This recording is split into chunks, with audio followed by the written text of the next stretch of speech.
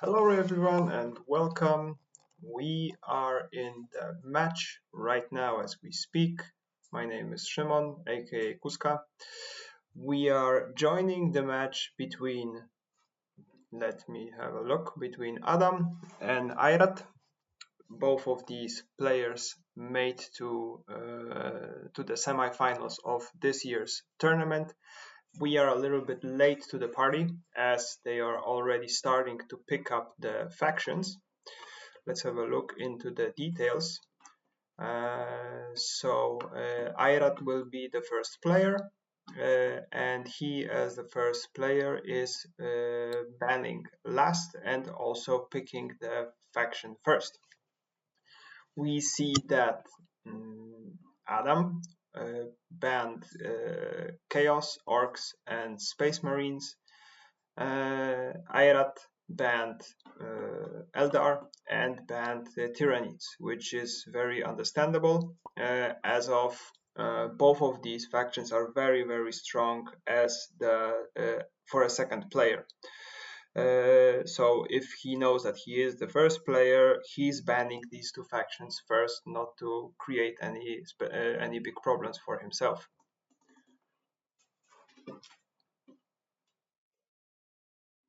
Right.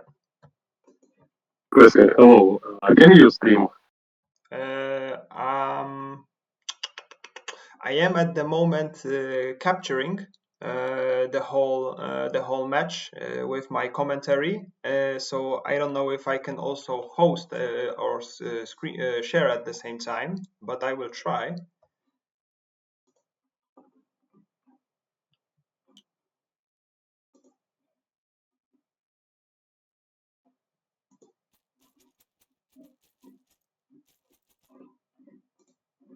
Should be visible right now. You see it? No, not see. Aww.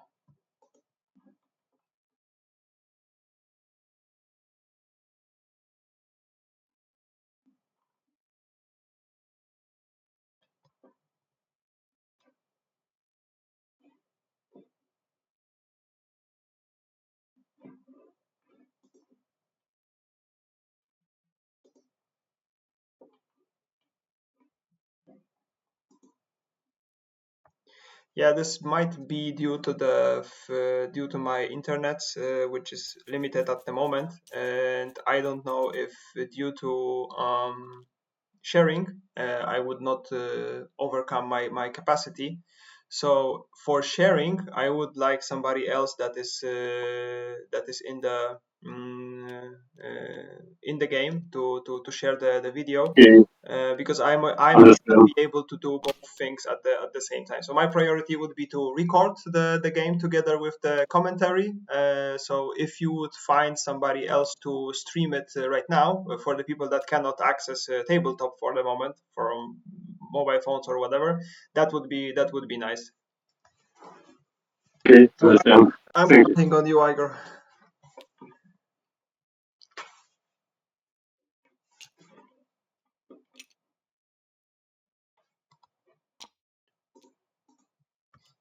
Okay.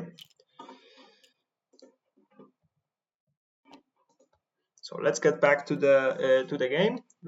Maybe we will be joined by some other commentator to help me navigate through the game. But if not, that's also good. You will be stuck with me. I hope we will manage to make the whole game. Okay, let's get back to it. So we were waiting for the final decision from Airat, and we see that Airat banned Imperial Guard. Interestingly so, and picked Adepta Sororitas, which was still available. Adepta Sororitas, very strong faction, both for the first player and the second player. Got some nerfs in the meantime between the start of the tournament and right now. Nevertheless, still very powerful, and we will see how it will perform put to the test against the Dark Eldar, which was picked by Adam.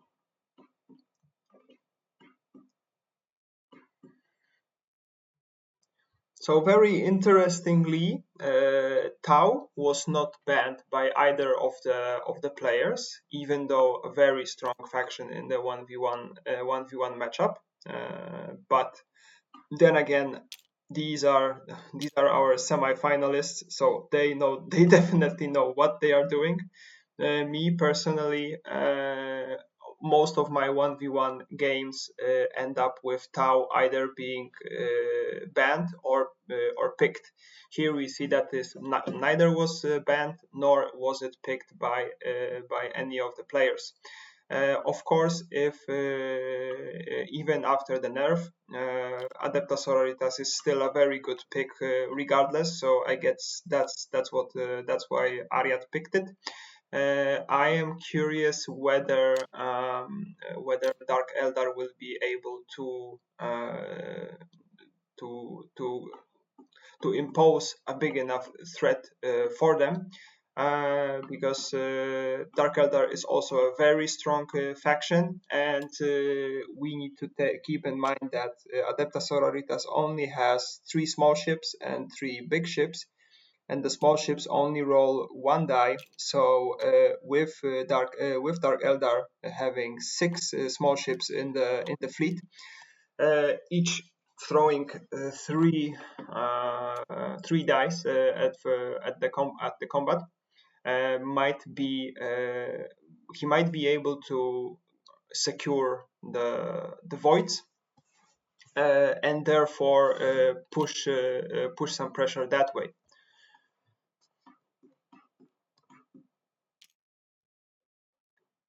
Since the guys are still setting up the map, which we will inspect later, maybe let's focus a little bit more about the choices that they got. Honestly speaking, Inquisition can be very powerful, but it's very difficult to play up in 1v1, even as a second player. So I guess that's why neither of them picked them.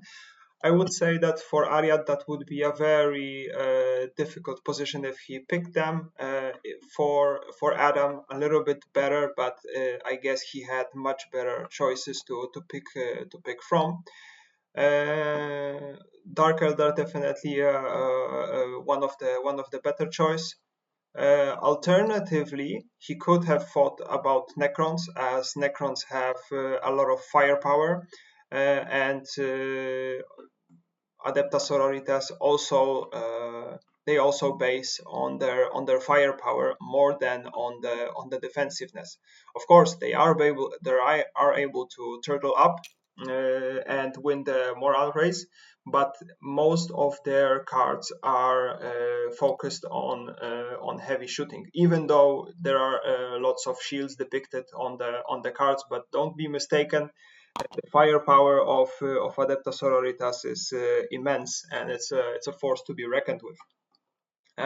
So even though they have very good capability to shield up, they might also have a little bit of a problem withstanding all of the immense firepower from Necrons. So I would say that would also be a good choice. Tau is always a good choice in my opinion in 1v1, regardless of if you are the attacker or let's say attacker defender, first player or second player. And we got disconnected from the server. Let's see if we can connect back.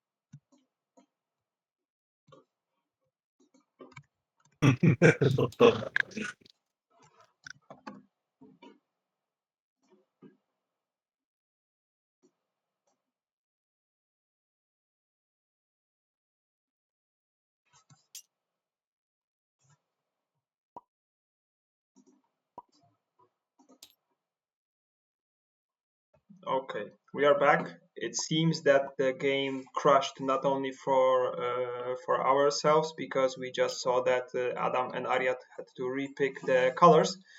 So thankfully, it was not on my side. So because I think we can expect some internet issues on my side as I am streaming right now from a hotel room.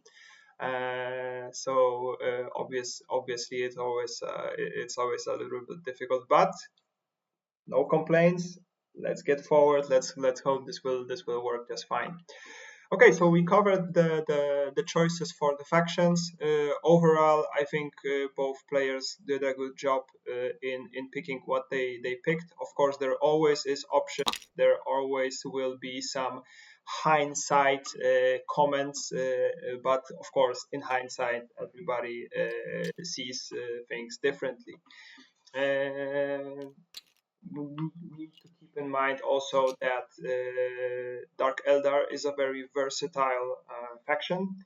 They can both go into the aggressive direction and try to shoot down all of the morale standing on the ground, as well as they are very good at turtling up. It's all a matter of the direction that the player chooses, in my opinion, going both ways. So let's say a split fire where you a little bit invest into the offensive and a little bit invest into defense. It never works, and unless it's a free for all four-player game where you need to, let's say, be flexible in your encounters. In my opinion, you need to pick one way. Okay, we were disconnected again.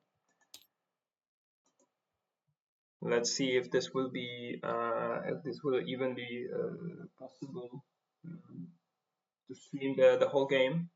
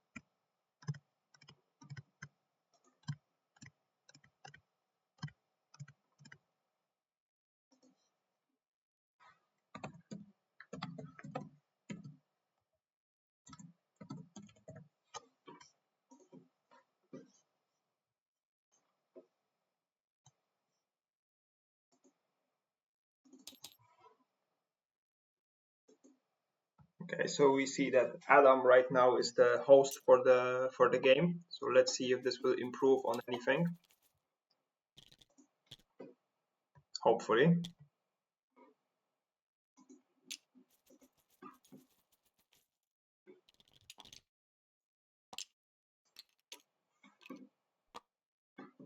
Yes, we were saying about the options that the players have with their factions. Let's have a look on Dark Eldar.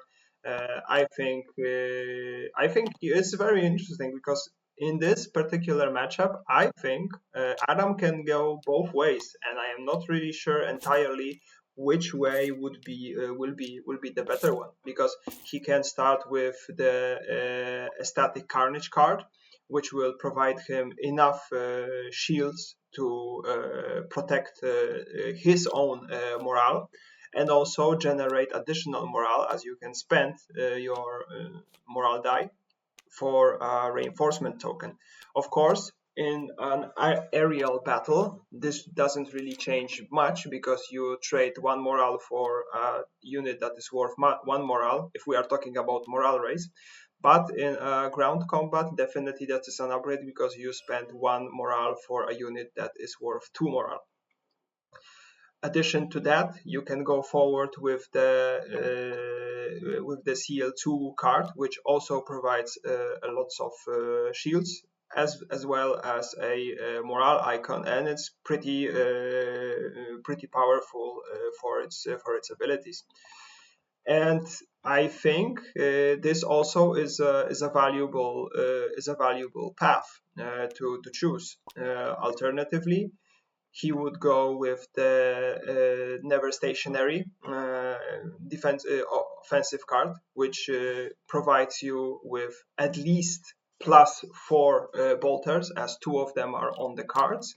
One of them is granted by the loss of shield by the opponent, and then you can convert one of your dice into a bolter. So it's a minimum of 5 and a minimum of +4 and a maximum of +5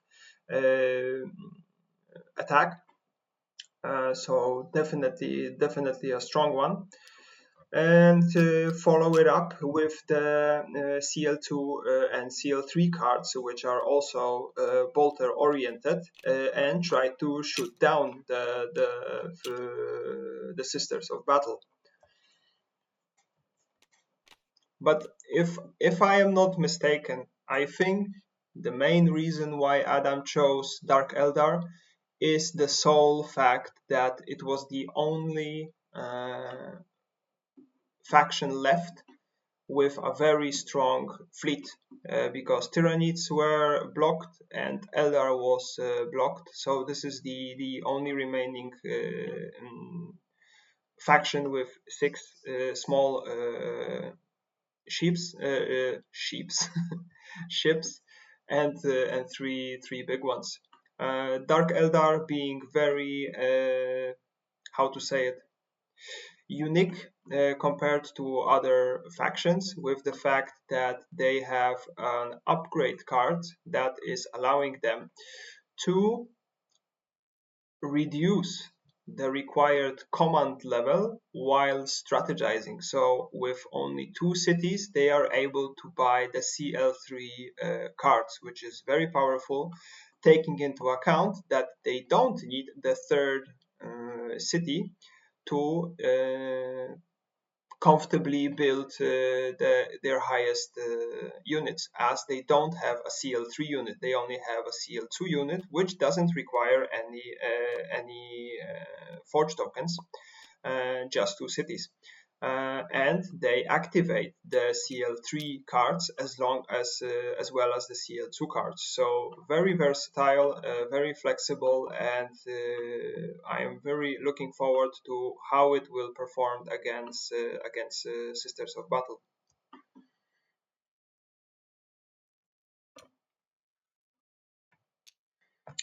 A little background on Adam. Adam is our defending champion, won the last tournament with a magnificent win streak of I think it was 6-0 in total. So even though most of the games were a single elimination, so best of 1, the finals were a best of 3, and in the finals he won both of the games, so he won 2-0. So throughout the whole tournament, he managed to win each and single game, which is very impressive. Let's see. I don't know what his statistics are this year. Hopefully, somebody will provide me with that information later. But for now, taking into account that he is already in the finals, he must be doing something right. Okay, maybe let's start focusing a little bit on the map, as we have the second piece of our puzzle here. We see that Ariat heavily reinforced the one objective that he placed on the map with an sister of battle, and a bastion. This is a force to be reckoned with from the beginning to the end. Don't be mistaken. This it can be that this setup will stay as is throughout the whole game. This firepower provides you with 4 dice. It is very easy for Adepta Sororitas to throw additional dice, so even in the late game, there most probably will be a complete of 8 dice on the Adepta Sororitas side. Together with the fact that to the bastion can be assigned 1 reinforcement token via the order upgrade that the Sisters of Battle have. They can put a reinforcement token when they are making dominate order in the system. They can place a reinforcement token on the area of which they have a bastion, and this counts as a unit during the combat. If the opponent starts a combat with that bastion, this reinforcement automatically gets pulled to the combat. So that means you have already 2 units at the start to which you can assign additional reinforcements, because normally on a one capacity planet you can have only 1 unit. So to this bastion and 1 unit you can assign only 1 reinforcement token, and that's it. In this case you would have 2 units at the beginning of the battles to which you can assign 2 additional reinforcements, and all of a sudden you have 4 units. And keep in mind that each and every reinforcement for Adepta Sororitas is providing 3 morale.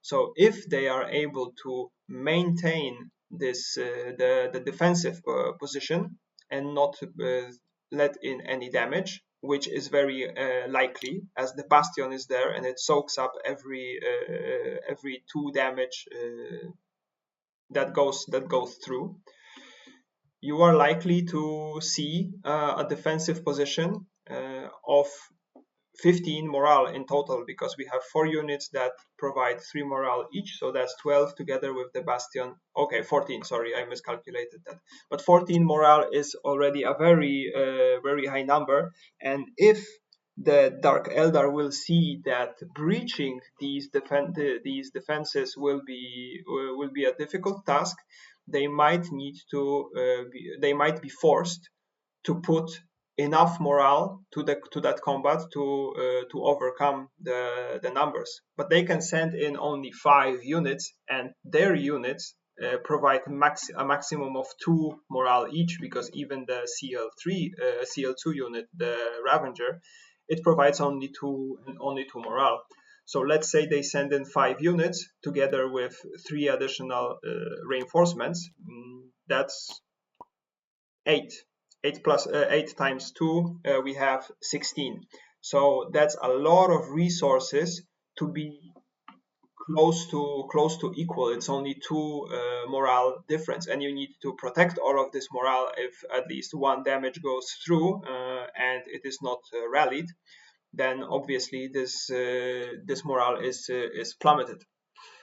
So even if such a combat would be won by Dark Eldar, they need to destroy all of the units that do not fit on this planet. So as a last battle that would provide them with the last remaining piece of the puzzle, so their second objective, it might be viable, but then again, they would need to make sure that this is the last battle and the resources will not be needed anymore. So it's a very big investment, and this investment needs to finish the game. Otherwise, I don't see a possible way to perform such an maneuver in the middle of the game and still have enough resources to continue the fight. As we see, this system with this objective world most probably, okay, not most probably, he right now changed his mind. But let's see, if it lands in the middle of the map, then I would say Adam might be forced to not to leave this objective for the end game. And if he is to collect that, it can be very, very costly for him. So right now we see that Ayrat is playing his second system. He might be thinking about that. He might be thinking about, if I place this one skull world in the middle of the map, he will force Adam into a very, very difficult decision to make.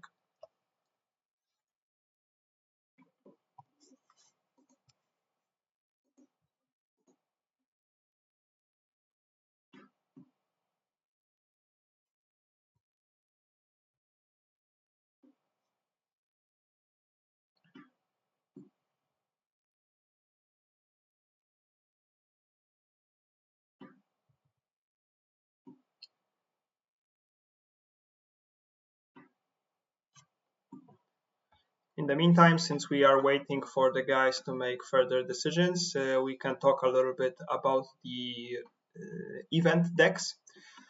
So I would say slightly in favor of Dark Eldar, as they have some shenanigans. They have the event that is even right now on the very top of their deck, which gives them a free gate to be placed. But their schemes are also very powerful, providing a chance to cover with the last order, even if they are the first player. They are able to make additional movements with the card that sacrifices a unit and allows the other units to move further. So similar to what not Wave Serpent, or maybe it's Wave Serpent. Correct me if I'm wrong, somebody. The Wave Serper card for the regular Eldari, it allows the CL0 and CL1 units to move further, which is very powerful. However, it is only these two. It is limited to only these classes. So higher command level units cannot move via such a card. So therefore, they will also not activate your CL3 cards if you have them. In terms of Eldar, the price is relatively high because you need to kill a CL1 or higher unit to be able to move all of the rest of the units to an adjacent world. Which can be very powerful because one of the tactics that we use all the time here in Forbidden Stars is preventing the opponent from movement due to the sole limitation of the let's say of the set of rules of this game.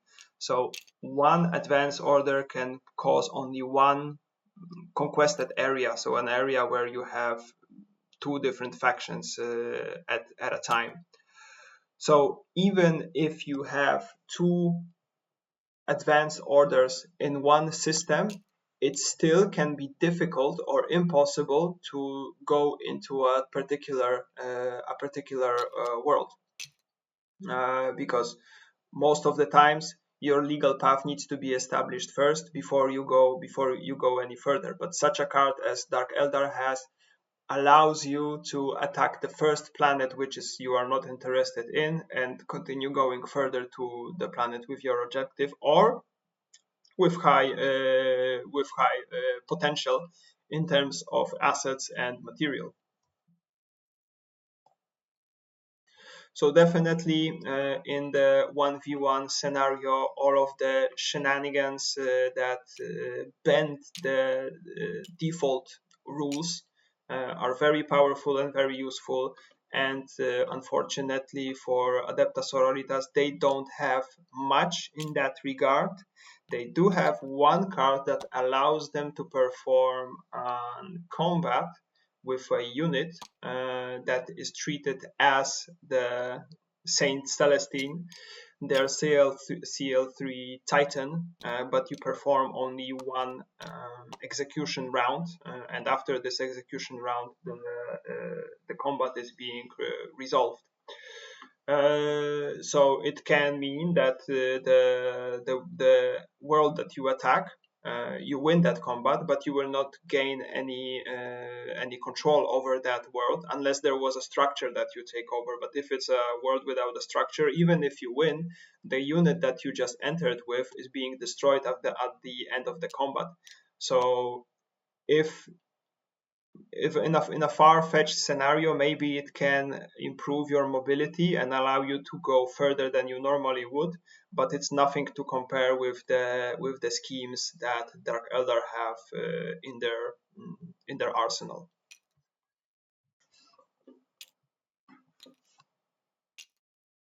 And taking into account that Adam is the second player, I would say that all in all, it was a very good pick of a faction to go with Dark Eldar. Let's see if he will focus heavily on asserting dominance on the void spaces. We could observe that if he goes heavily into frigate production in the first round and try to move them as much as possible, then it will be clear for Ariat that this is his strategy and this is how he wants to win the game. Because obviously, if you are cut off from all of your units because you don't have the chance to build a legal path, it's more or less GG because the opponent can easily maneuver around you, and even if he doesn't get a single objective, if you also don't have an objective, the only thing he needs to do is take more planets than you and wait you out. So that definitely can be a win condition, and I'm curious whether Adam thinks about it, whether he thinks more about the overall, how to call it, the overall matchup, and he assessed that Dark Eldar is generally stronger, or he's thinking about the firepower in the voids. We see that Ariat placed his second objective on a system which he didn't choose as his home system. Pretty unique choice. Most of the times we see that the home system is the fortress to protect the objective.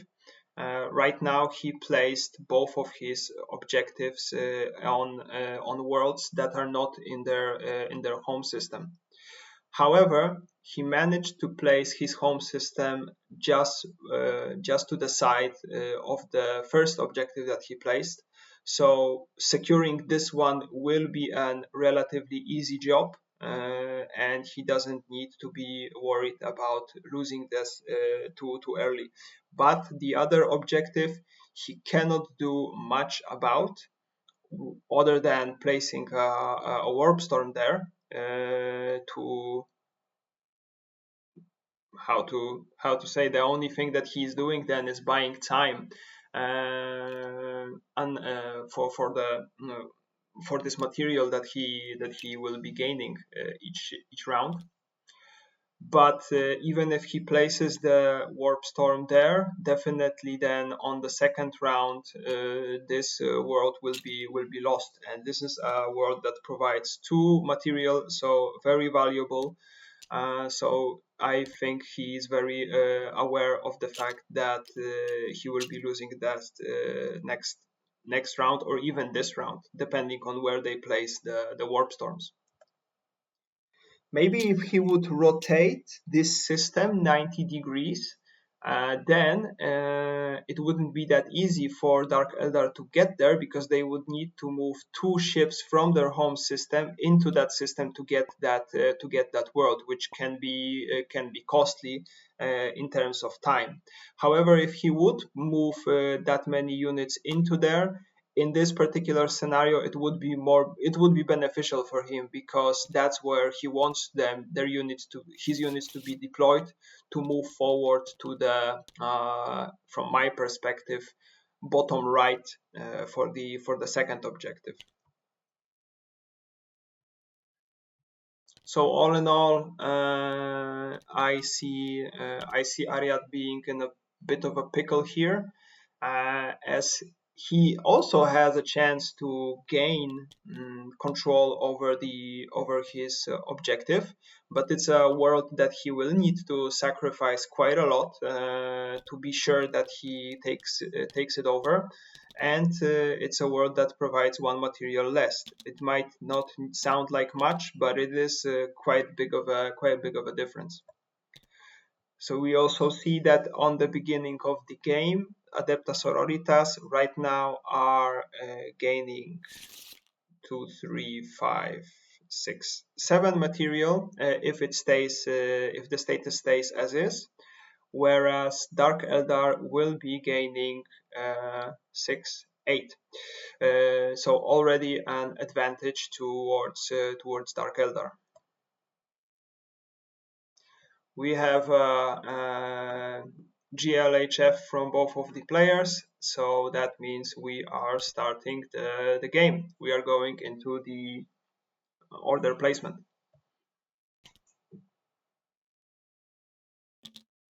First order for Ariat on the top right system, most probably a strategize.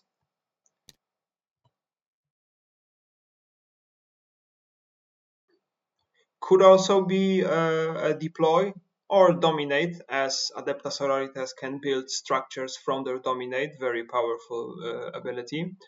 Maybe he's thinking about protecting this world, which is not that bad of an idea, because it forces then Dark Eldar to put more resources to make sure that this planet will be taken over.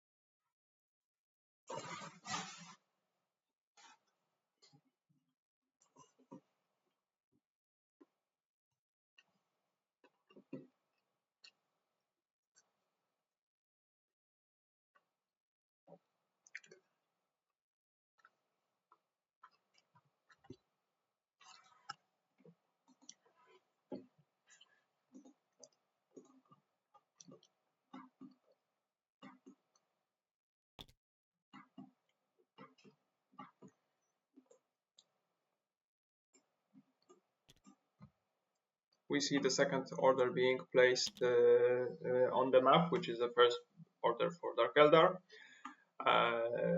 Could be a dominate order, could be an advance order. It might be that Adam wants to perform a quick deployment of his units into the system in which is adjacent to both systems with Dark Eldar objectives. He might want to go there as fast as possible.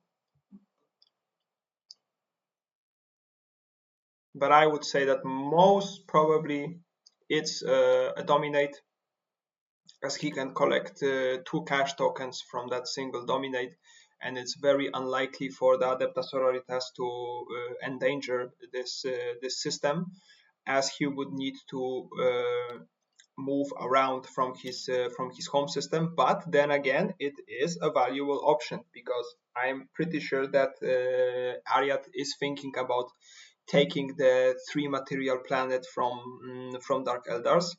And maybe if he's if he's greedy enough, he could deploy from that point into the system with his objective. Most probably, Adam also sees it coming, so he will protect against it. But if he is caught off guard, it might be a problem for him. Friendly reminder that this is the 2025 uh, tournament, even though we are already in 2026. Courtesy of Mesmalt and Inquisitor Ristan. Kudos to these guys. Without them, none of this would take place. They are the main organizers, so shout out to them.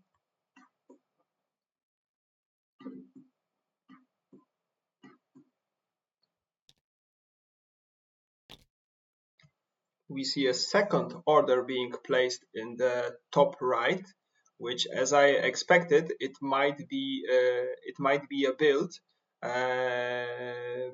which might mean that Adepta Sororitas right here are thinking about securing this void with a ship, which will slow down Dark Eldar enough so that maybe they will need to stay where they are.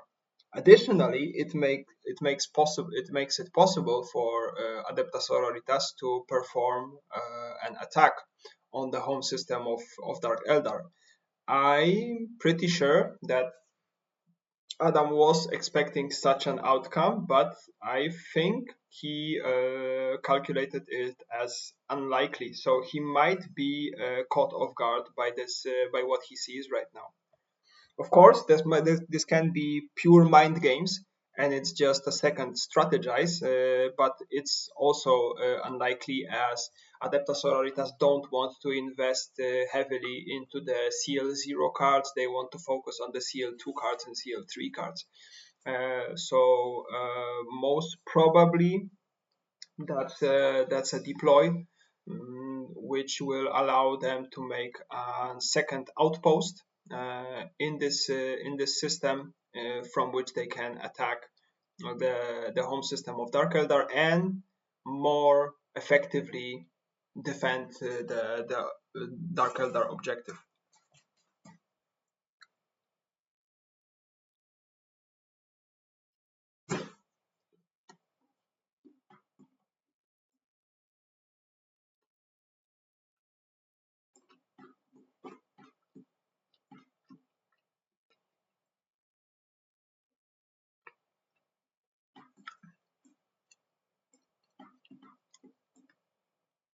Of course, Adam, seeing that, can right now react accordingly, and it is possible for him to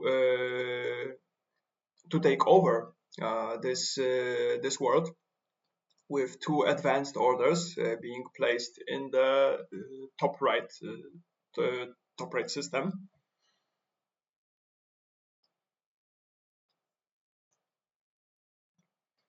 So as he's the second player, the second attack, the first attack will grant him the position on the two-world planet, and Adepta Sororitas cannot do anything about that.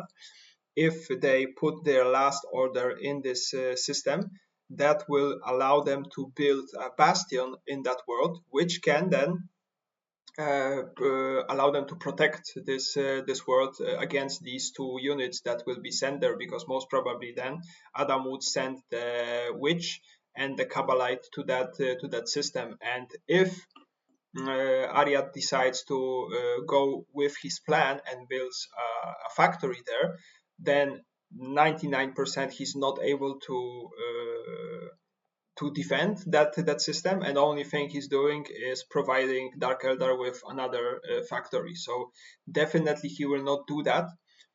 So if Adam right now realizes the plan of Adepta Sororitas, he will place his next order in the top right, and that will be an advance. However, there is a slight chance that one advance is already placed on the middle of the map, the first order that Dark Eldar showed placed. and that would be right now a problem because he would not be able to perform the plan as I just described it. And I think that's the reason why Adam is taking his sweet time right now into thinking about what's the next move he needs to do. It might be that he has the two attacks available, but he's evaluating whether it's really worth it to go there right now because he would need to sacrifice his position in the middle of the map. Then again, he will effectively stop the invasion from that part of the map by Adepta Sororitas. So I think it's worth to go there. And the position in the middle of the map can always be regained by Dark Eldar, taking into account that they have a stronger fleet.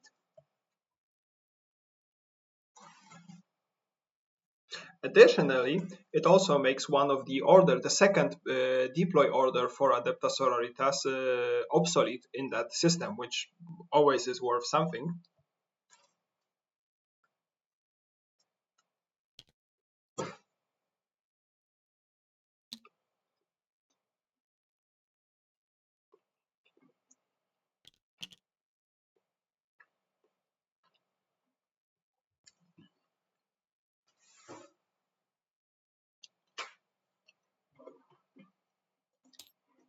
Okay, so we see that Adam discarded this plan and decided to go with his own, to which Ariat responded very cleverly.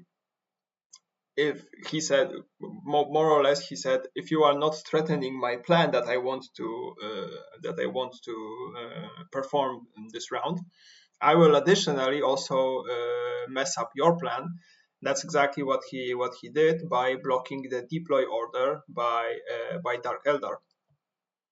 So right now, if Adam wants to reinforce the middle of the map, he needs to recover. Changed his mind.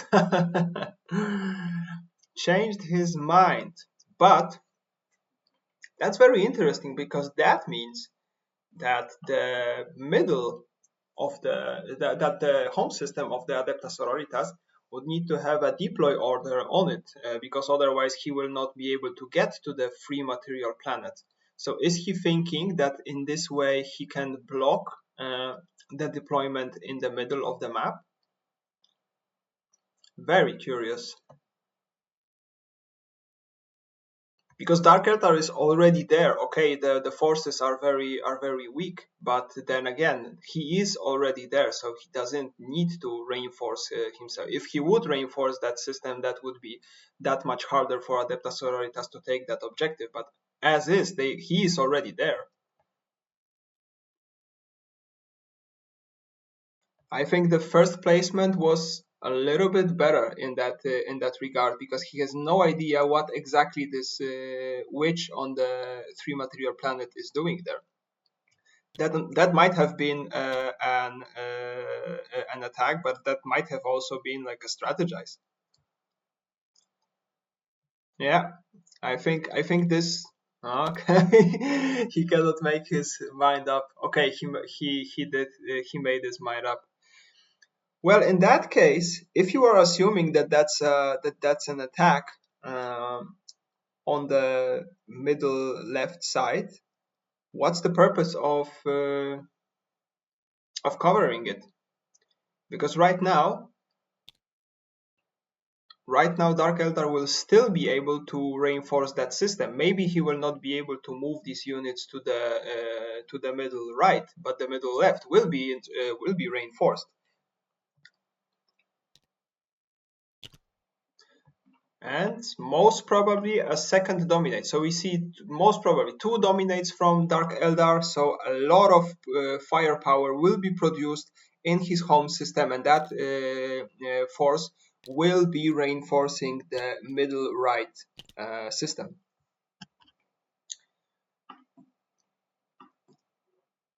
So I would say covering the home system would have more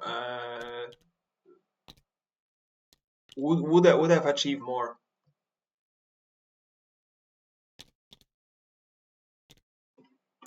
Yep, that's a factory coming in. I'm really curious why Adam did not decide to stop that plan, because right now he creates himself a predicament of a sort.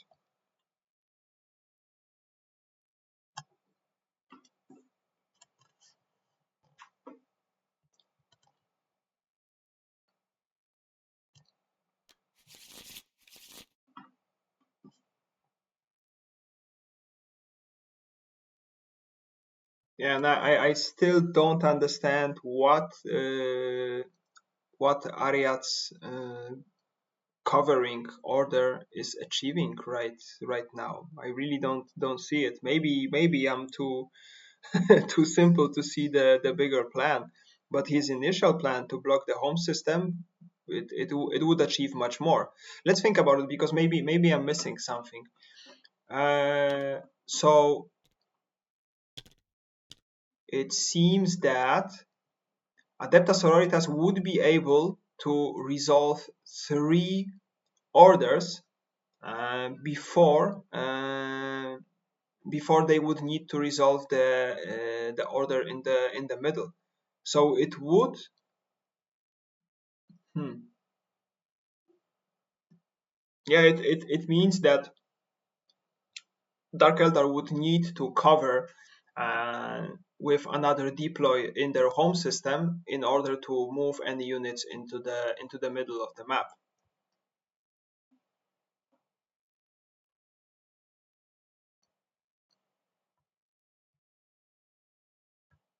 I don't know. I don't see the genius here. Perhaps.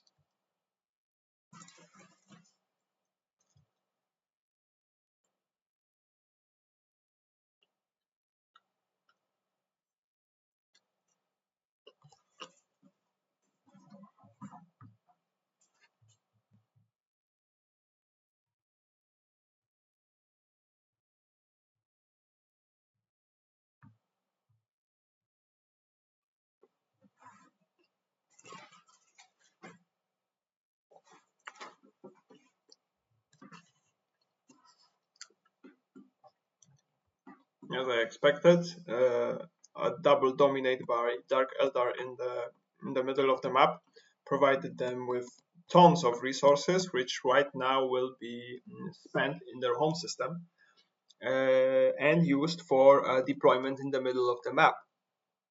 So okay, Adepta Sororitas right now made themselves a second outpost on the other end of the system. But they will have a very rough time launching an invasion on the Dark Eldar home system. Most probably, Dark Eldar will place their first order as an advance on the bottom of the map, and the last order as a deploy in their home system. In that scenario, they will always have firepower in the system present, and with that firepower, they will attack back the 2 capacity worlds.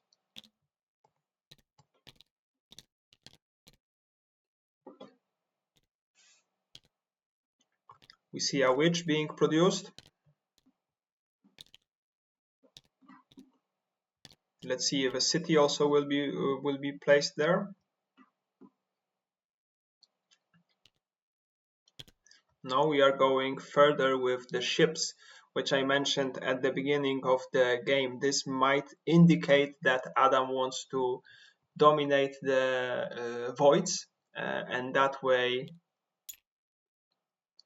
no, maybe not. And that way, secure the mobility and prevent Adepta Sororitas from moving easily.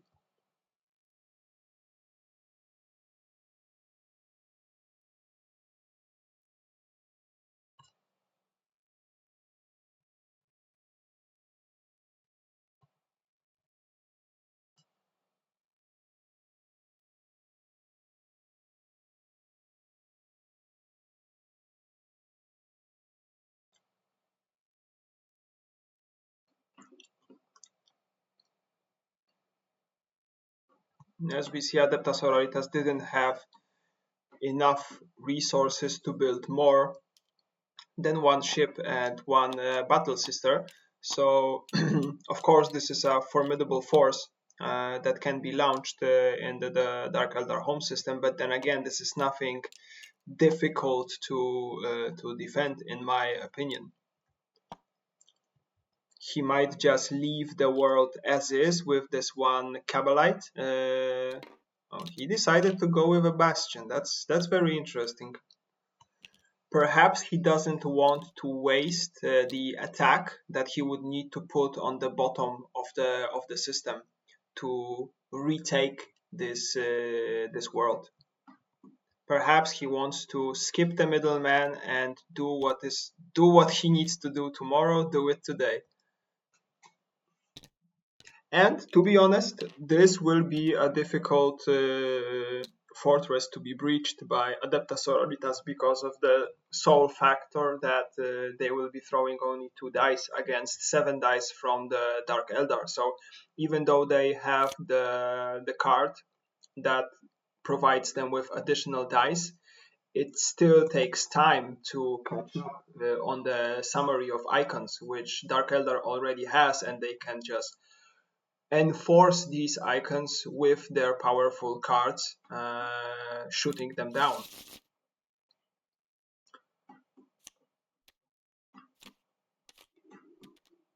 We already see that Adam bought the offensive card for Dark Eldars, and he is also chasing it up with.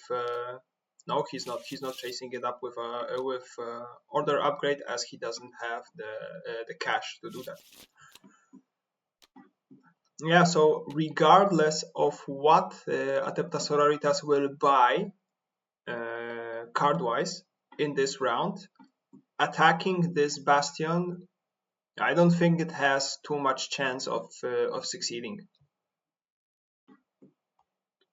So now he's a little bit stuck. He would need to first perform a deploy order, for which he has 8 materials at the moment, so he can definitely build a meaningful force to be launched as an invasion.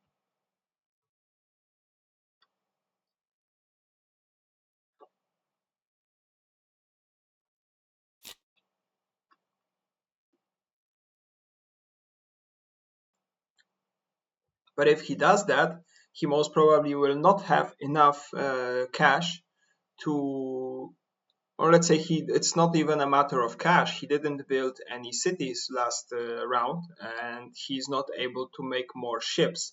So the 3 material planet for Dark Eldar is completely secure, and Adam knows about that. He can use that to his advantage. Like, there is no physical way for Adepta Sororitas to attack that planet. He can sit there cozy and warm, not worrying about anything. It gives him a point on which he can build a city. Of course, a risky move that would be, because it's for easy grabs later when the ships from Adepta Sororitas will be placed. Okay, he forgot to move the warp storm. Let's see if he will be okay. Now he did.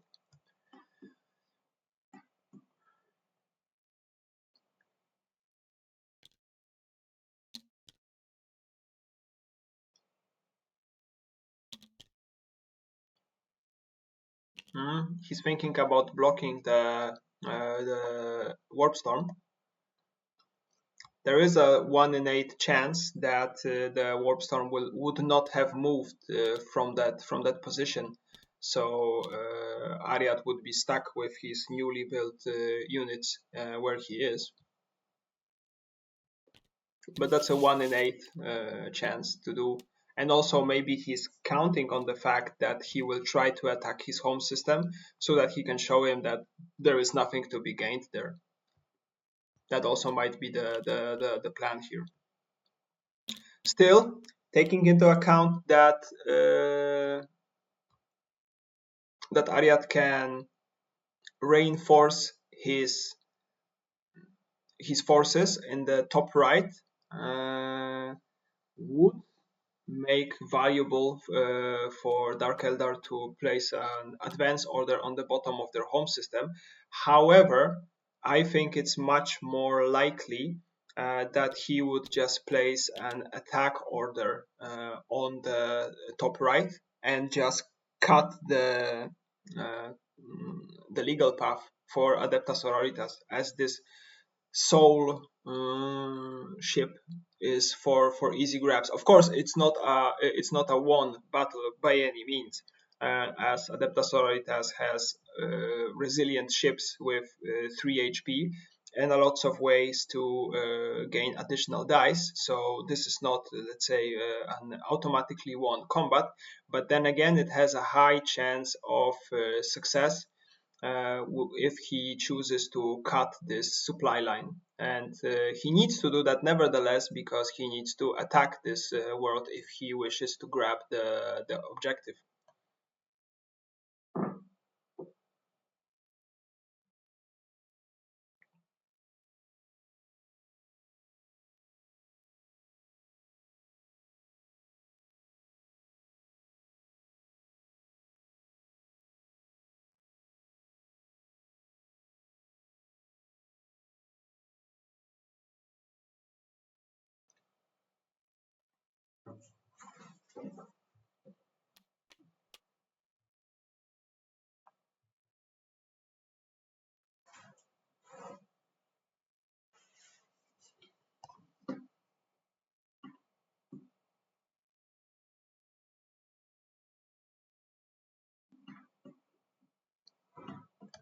We see that Adam was granted a tactic for which he can gain some additional material for himself. I guess he's thinking about that right at the moment.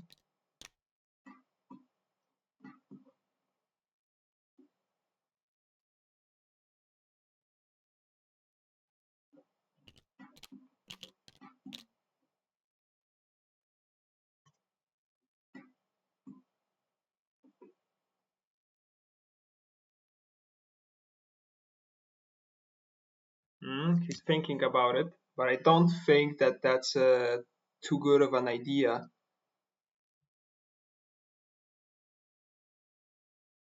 He definitely cannot launch these 2 units into the Bastion of Adepta Sororitas. That has a very low chance of success. But still, it's better to have to have this unit there, because he always has a chance to defend it as is, rather than if he if he destroys it. Maybe what he's thinking is, let me destroy this, gain some material and reinforcement since I still can, and place my first advance order on the bottom of that system. So in the end, there will only be one Adepta Sororitas unit on this planet, can be reinforced by a Bastion, which most probably that's what Ariat is thinking about. But if he will not find the time for that, to place that order there, he can be forced to defend this world with only one unit, and that can be pushed back by this one witch that is still in the system. Maybe that's what he's thinking. Let's see.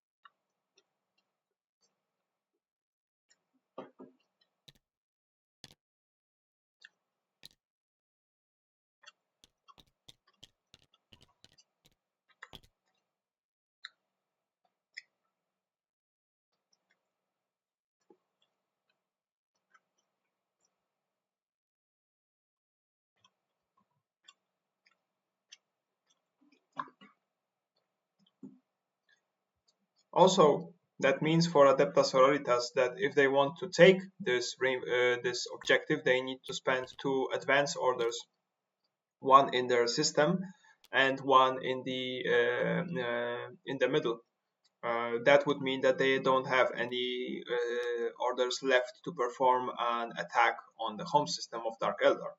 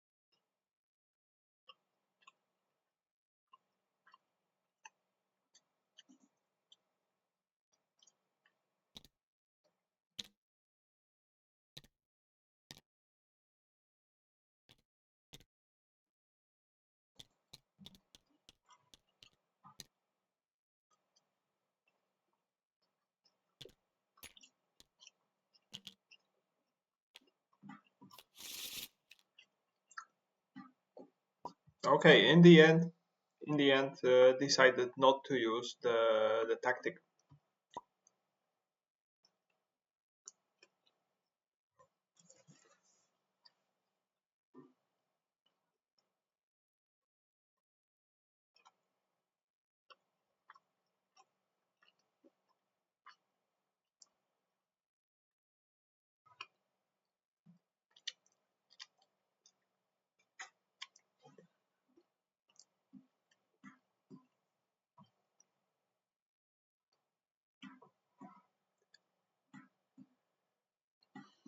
I'm wondering whether Adam is thinking about attacking the bastion with his objective with these two units, because in my opinion that's a suicide mission. But he's welcome to do that. I'm thinking whether he thinks that it's possible to win that combat. But most probably he's focusing on the issue that is being presented in the top of the map. He placed an attack order most probably in that system. I'm wondering if he's thinking about putting an additional attack there and taking the objective as is, because the void battle is an easy win, and there is nothing Adeptus Sororitas can do to reinforce it. So it is possible for him to get it. But then again, there is also a slight chance that Adeptus Sororitas will reinforce themselves in the home system and attack the home system of Dark Eldar. But if we are taking into account two attacks from Dark Eldar into the top right, then this plan is obsolete because the legal path will be broken.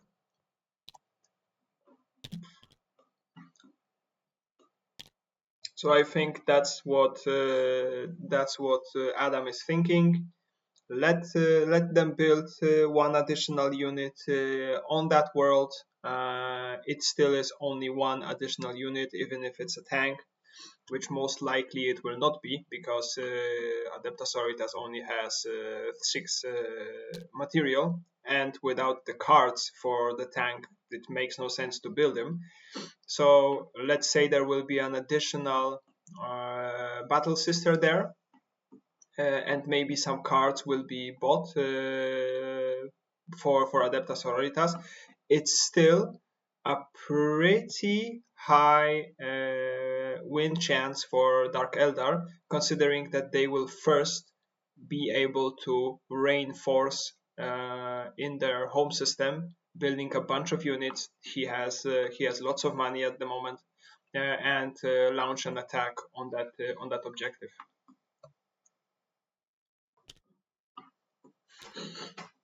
And I think that is what he's thinking at the moment, letting the Adeptus take the one objective on the other planet, and just discarding is at is. But if that's his decision, then why didn't he use the tactic? Most probably, this one Kabbalite will not be able to hold this planet, so at least it could have provided two reinforcement and two material. Curious.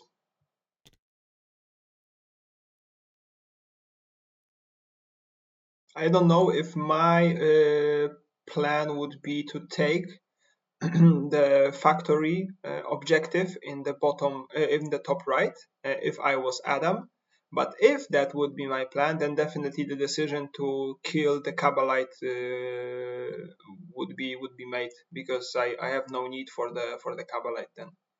I have no way in regaining that planet via attack, because I need to spend two attacks on the top right. So yeah, it's an easy decision to be made then.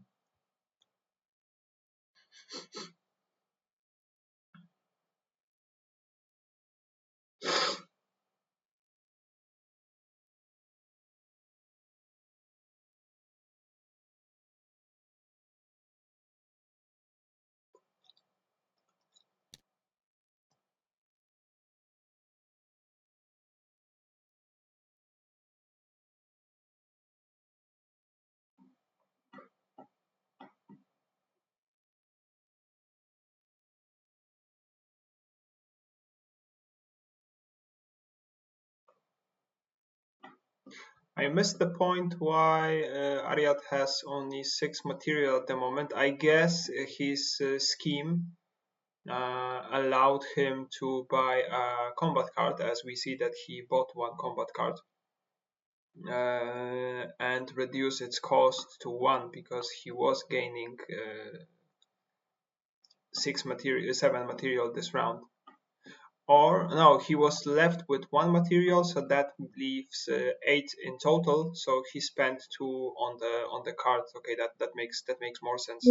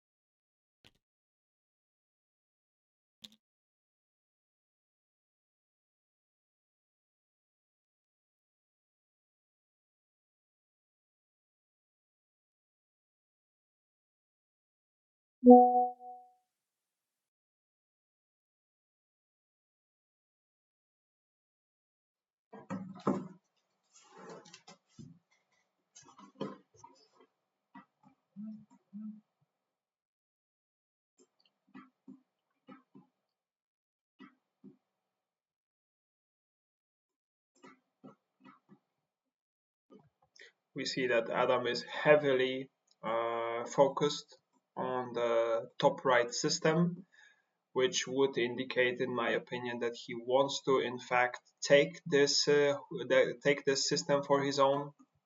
Let's see if he will succeed in that. I think he has a high chance of doing that, actually, because there is no attack on the bottom from Adepta Sororitas, so they will not be able to take back this world from Dark Eldar. They have the last attack, which will take the world.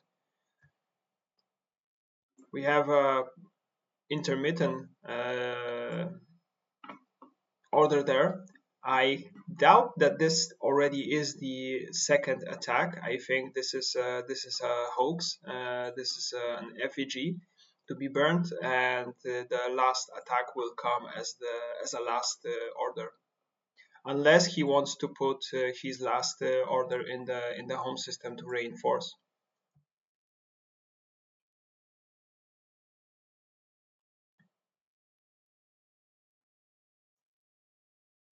Yeah, taking into account, okay, on the second guess, on the second thought, when he taking into account that he doesn't have an order in his home system, he's most probably taking leaving his deploy order as a last order for his home system, so that he really is able to attack the factory of Adepta Sororitas with a high fighting power, firepower.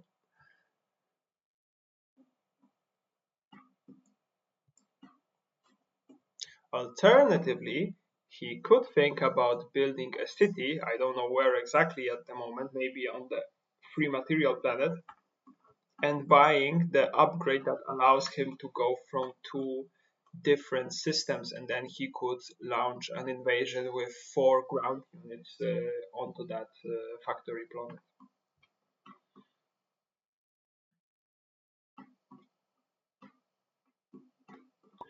Yeah, I'm curious what exactly Ariat is planning to do here. Because if he's planning to put his last order as a deploy order in the top right, he's not gaining too much, in my opinion. Okay, this most probably is an attack, and the second attack then would need to come to the bottom right system to move the ship, because at the moment he is not able to attack the planet as is.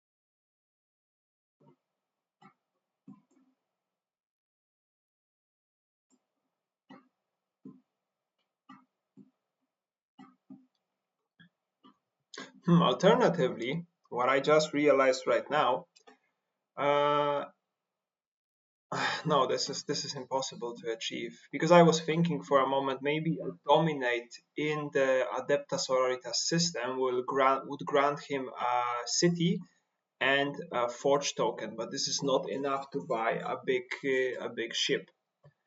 He would need a second dominate order to either build the second city or get an additional forge token.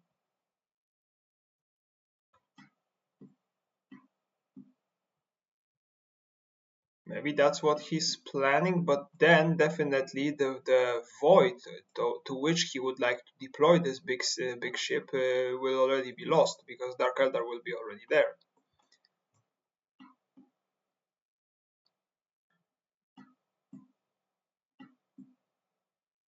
Yeah, I don't really see what exactly Ariad's plan here is, because he's losing time. Adam is not messing around. He is pushing forward very meticulously, and he will overrun Adepta Sororitas sooner or later, rather sooner than later.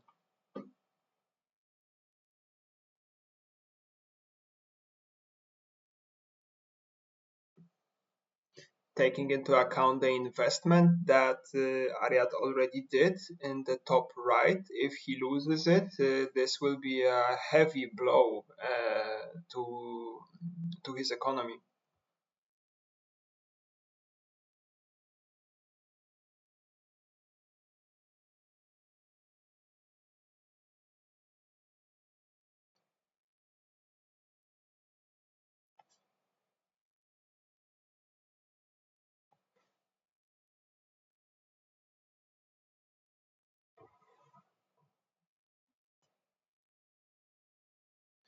Maybe what he's thinking about is placing a deploy order.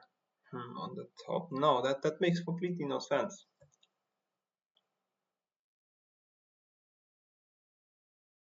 Yeah, that's why I said at the beginning that picking Dark Eldar gives him a chance, gives Adam a chance to dominate the void, because all three of the Adepta Sororitas ships are placed, and none of them is in a very good strategic position. The first one in the bottom right, it does nothing at the moment. It needs to be moved before it grants any mobility. The second one in the home system also is just standing on idle. He cannot do anything with that. And the only one that is really in an important position will soon be deleted by the destroyed by the Dark Eldar forces.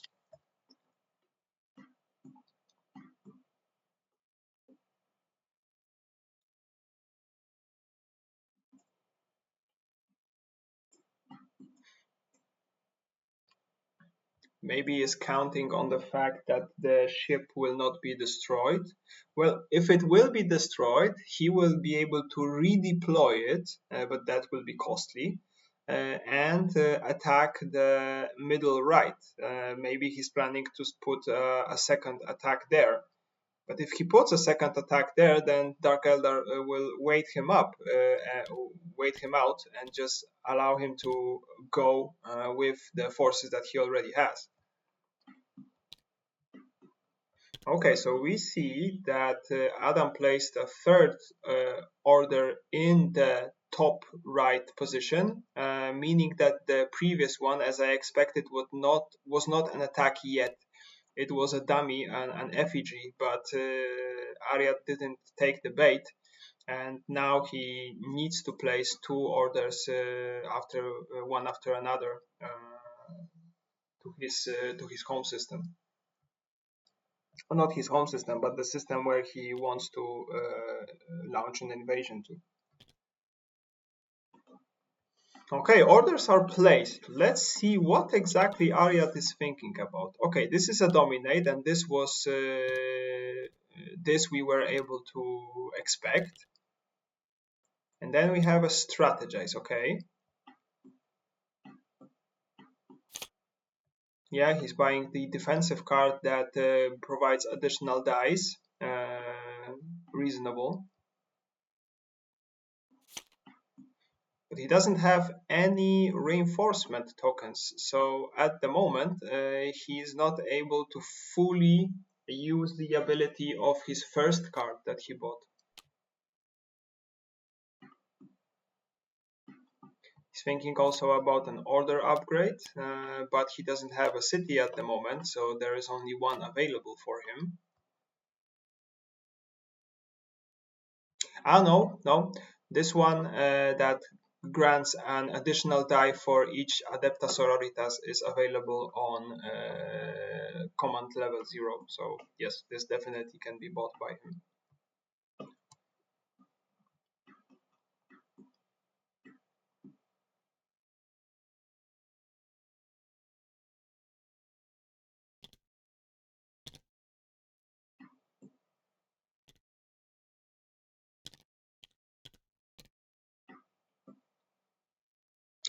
Yeah, winning the combat in air is a pretty easy thing to do, but winning the other combat on the ground, that's a different story.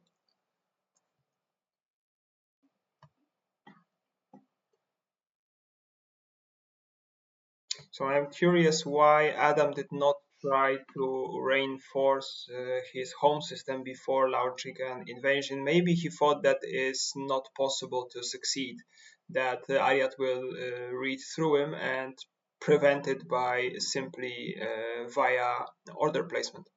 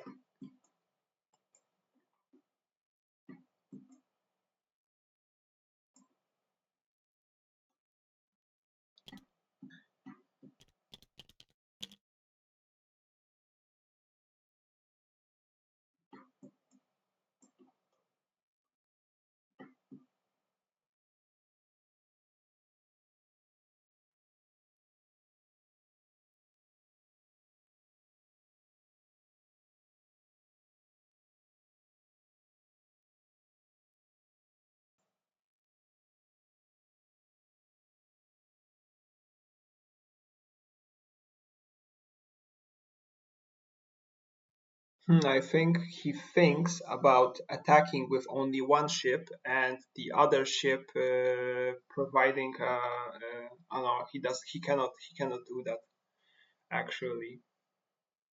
So I'm wondering what is he really thinking about? I think it's a pretty easy decision to make to place both of the. Okay, that's what he's thinking. Interesting. Now he can send 4 units into that combat.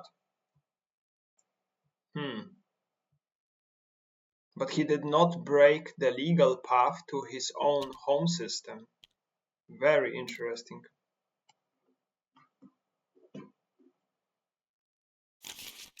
We have the first combat of the game, and we see that that Adam was very unfortunate with rolling 3 shields. He most probably will have a hard time winning the morale race.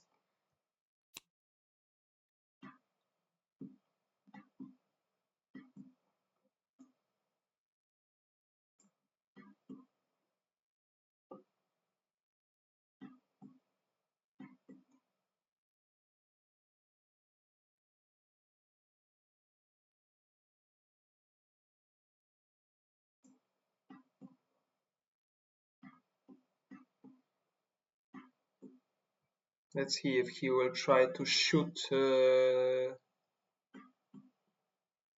Arya down with 3 shields being rolled. That's not such an easy task on hand.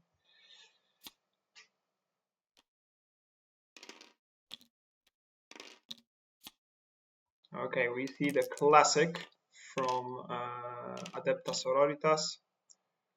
We see a bolter being rolled and a shield being rolled, so he's set on both ends here.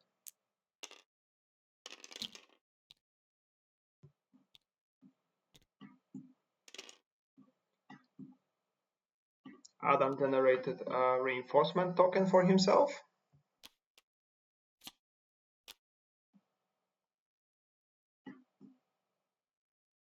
But still no morale.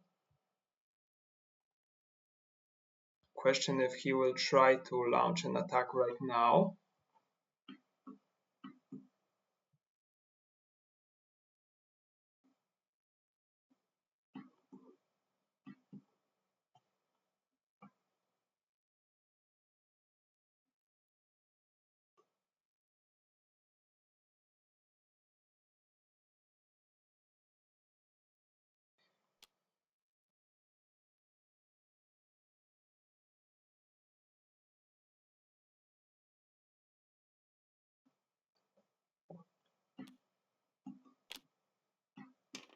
Classic number 2.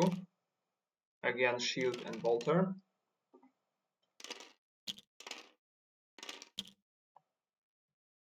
I guess he would love to see some morale die being added here. Yep, and that's the 1 damage that is being put through to Adepta Sororitas. And if I'm not mistaken, he has no chance to rally that unit. So this morale is already lost and will not be regained.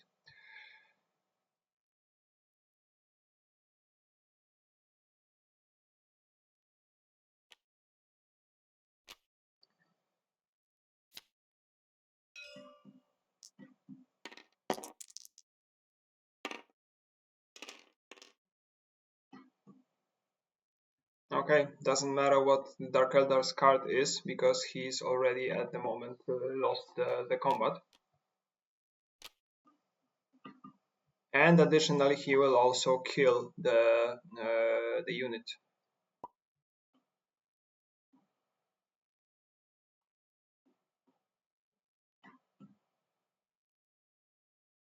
Thinking, about what?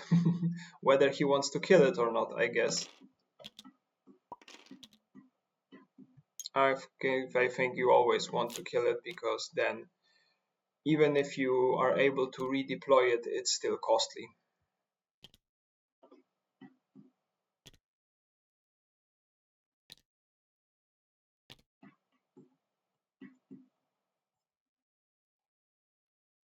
Okay, now let's see what was the order from Adepta Sororitas in the top right. That was a deploy. Okay, so this was expected. He's able right now to put an additional ship there, and I guess there will be an additional battle sister coming in. Okay, so I would say this combat is very much winnable for Dark Eldar with the forces that he has, but he will need to put everything in there. On the other hand, he really needs to he really wants to do that, because then the ships that Ariat just produced will become obsolete, and this is again a heavy blow to the economy of Adepta Sororitas, because this is again an investment that will never pay off. We see a city being built by Dark Eldar, followed with an attack. Let's see how this attack will go.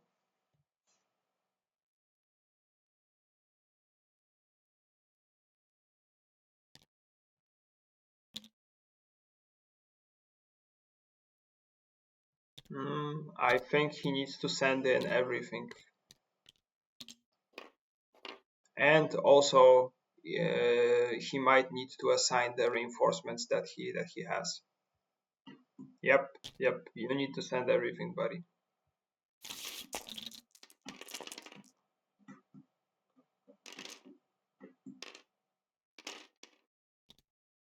And he's also assigning the reinforcements as I expected. At least one of those reinforcements.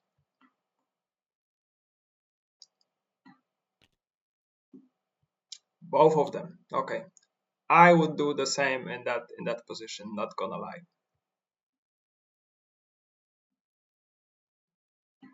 Question: why does Ariat have 5 dice? Hmm.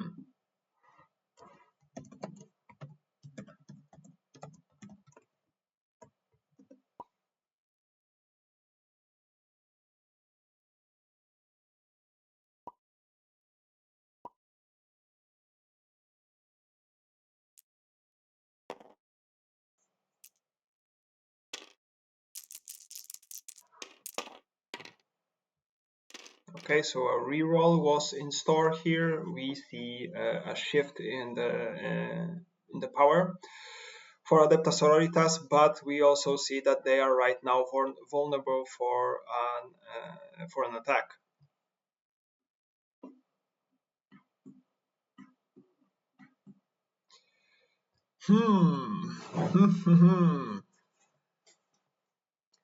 The problem for Ariat at the moment is that he's not even able to win this combat by defending these morale that he has. He's taking at the moment more damage than Dark Eldar is.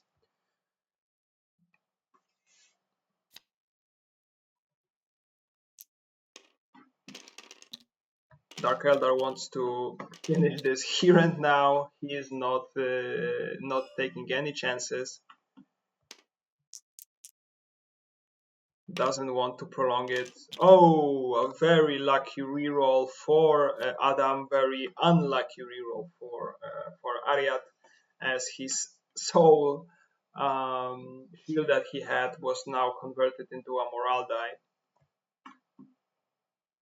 Let's see if he is even able to defend this. I mean, he is able to defend it definitely, because even now he doesn't take enough damage to be killed. So he will try to mitigate that damage as much as possible.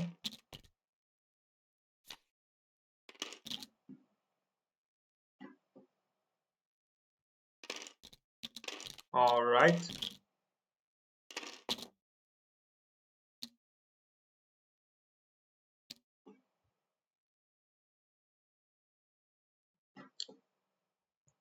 question if he's activating the bottom card, and I think he needs to do that. Yep.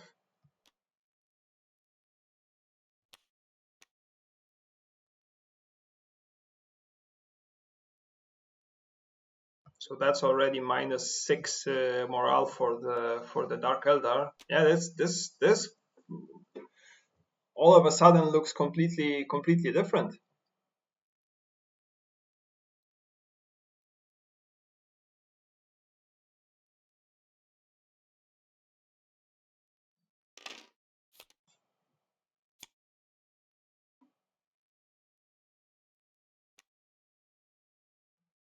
Let's see if this will be followed up with the same card. If so, that would demolish the units from Adam.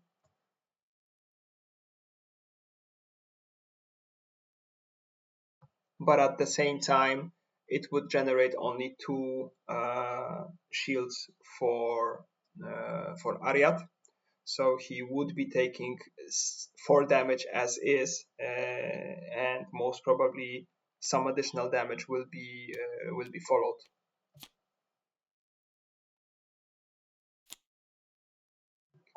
Okay, we see that Adam is looking for some additional cards, or is he assigning an additional damage from this card? I think he needs to go 1 attack +1 +2 shields. Like, this additional 1 attack can be very crucial here.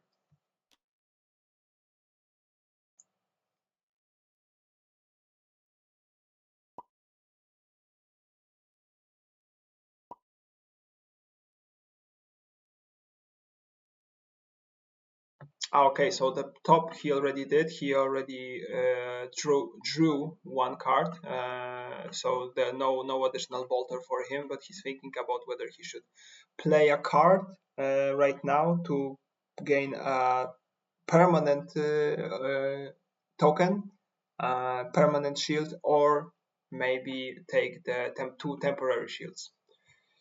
2 temporary shields, of course, would reduce the damage to 0, but it would not reduce the damage taken next round.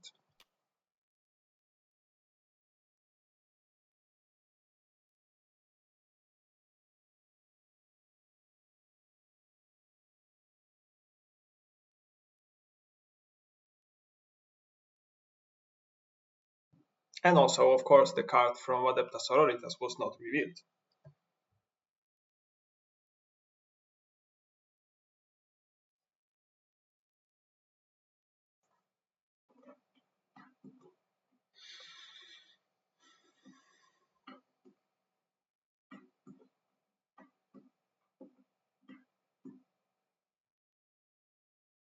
Maybe he's thinking about playing the no, that cannot be true.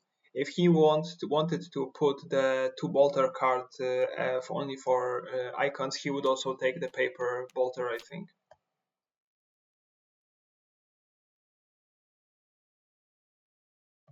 He's thinking about it. Yep. Oh, so I guess he didn't have it yet, so he managed to draw it with the previous card. So that's a temporary bolter for Ariat, and an additional die, which will be an additional bolter. Holy smokes, this is a lot of damage. But not enough to clear the area, but enough from Adam towards the Adepta Sororitas to clear his units. So the combat is won by Dark Eldar. Barely, but in the end it is so, and the first objective goes to Adam, together with the additional material that he just gained and didn't spend last round, making him the owner of 14 material at the moment versus only 6 materials for Adepta Sororitas. So Ariat right now is in a bit of a pickle.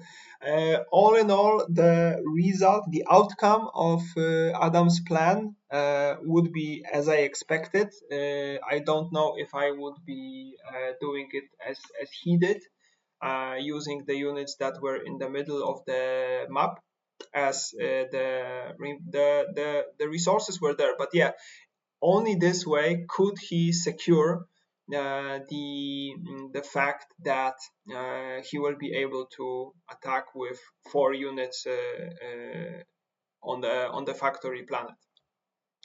We were disconnected again. Let's see if we will be able to connect back.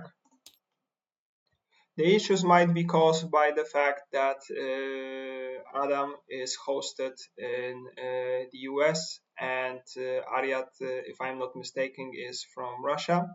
So might be some issues here. Normally, the game would be hosted by someone else, for example, by Dominus.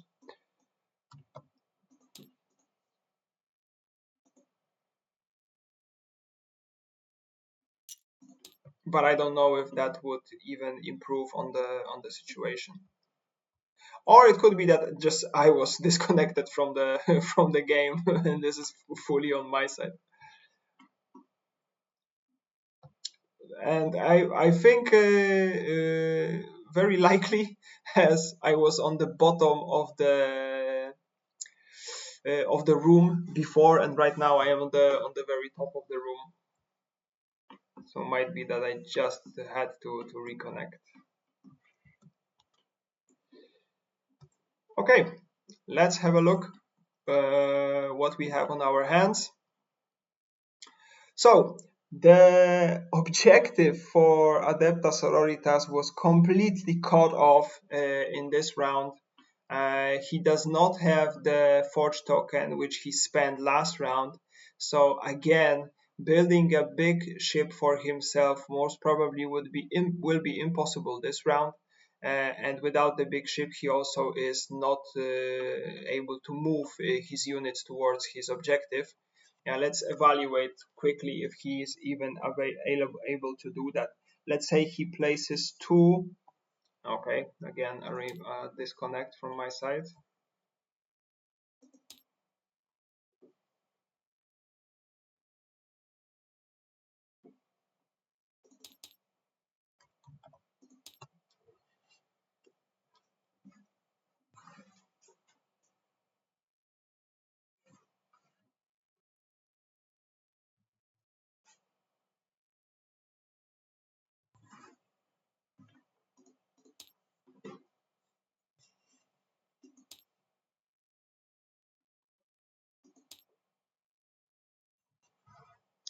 Okay, guys, I think I know what's going on.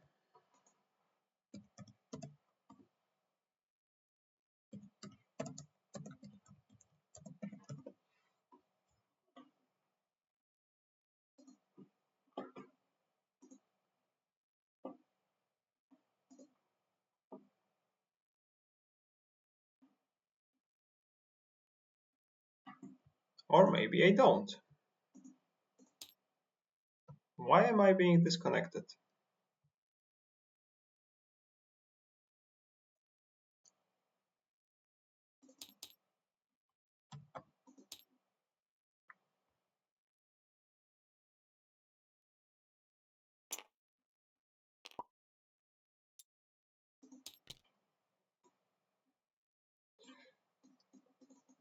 Honestly, don't know. I thought I maybe crossed the limit for my LTE network capacity, and that's why I'm just simply running out of internet. But no, that is not the case. So let's see if I will be disconnected anymore.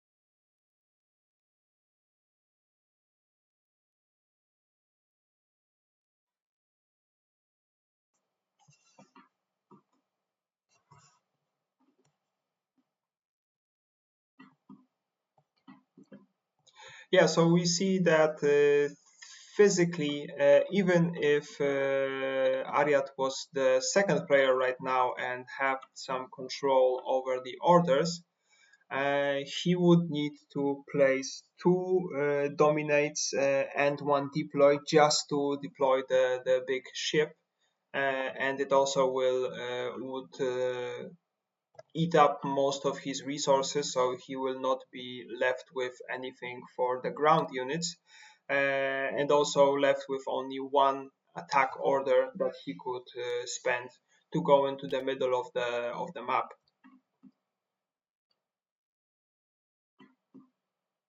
And that would be his destination.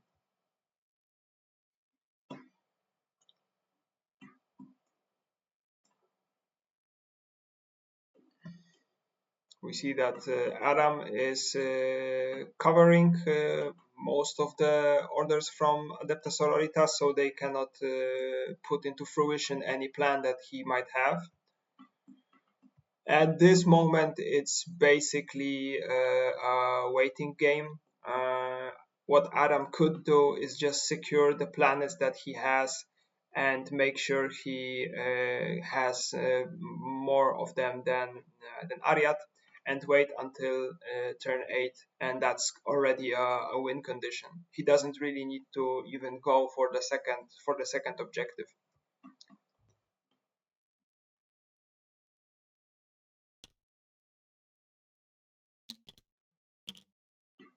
We see an order from Adam being placed in the middle of the map. Most probably that's an attack to reinforce that sector. Once he manages to reinforce his home system with a deploy order.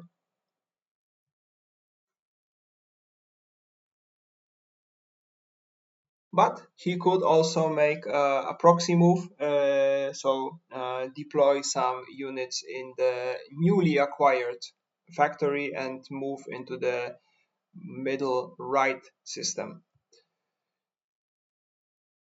from which he later on will launch an invasion for his own objective.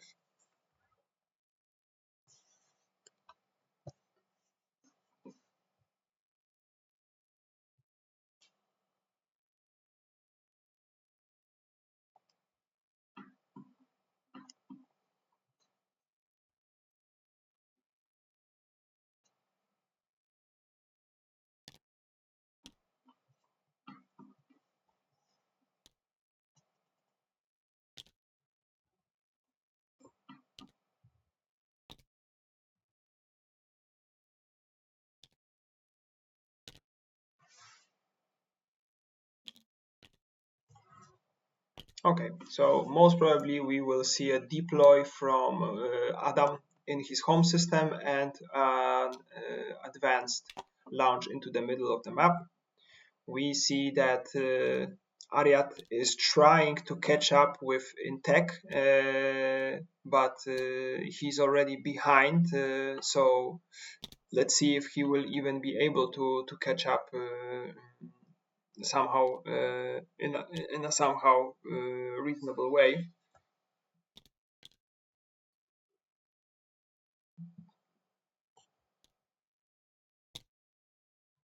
We see heavy deployment from Adam. However, he can deploy only 4 units from his factory, and he is not able to spend that money on additional structures because he doesn't have the space for that.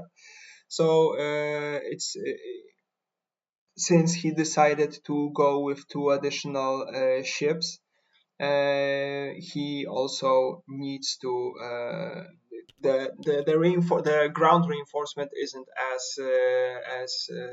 strong as it could be. I don't know if I like the idea of placing 2 additional ships.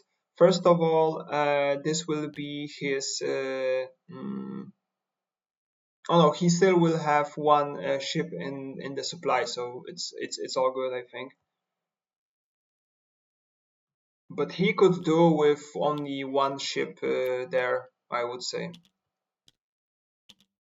I don't think his objective right now is to really uh, attack the systems of Adepta Sororitas is more about gaining new planets and holding these positions. That's his win condition. That of course means that as long as the game is being played,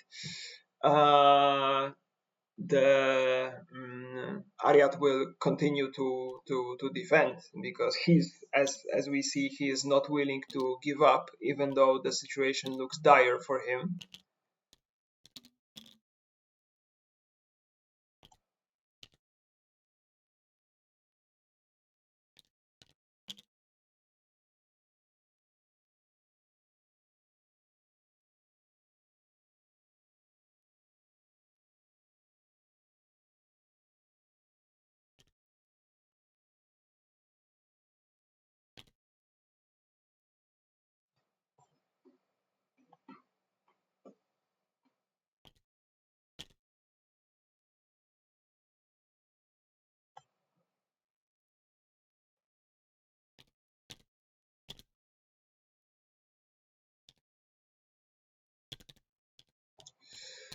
Uh, I would say attacking the Bastion world isn't winnable. I would say he will gain much more if he attacks the ship, uh, destroying even more plastic of Adepta Sororitas, which already is limited.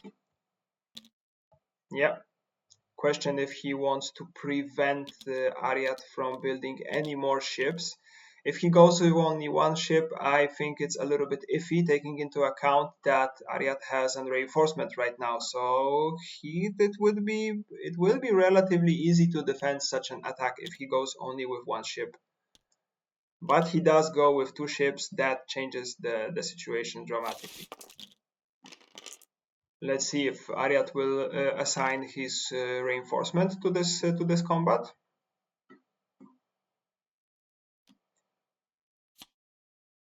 He's thinking about it. Nope, I think he will not, and he will just go on with the cards.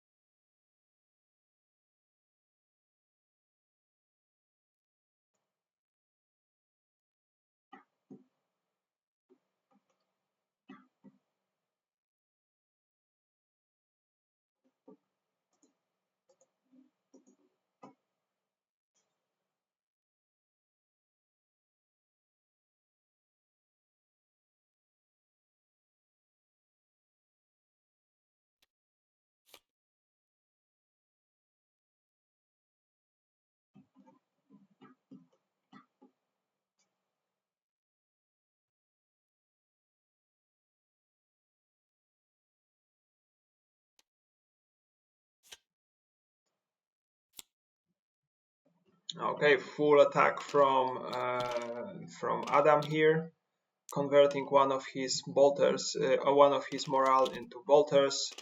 Very strong card. Let's see what will be the response. The response will be that I cannot defend, nor can I inflict any damage. I just die here and now. That of course allows him to redeploy that ship somewhere else.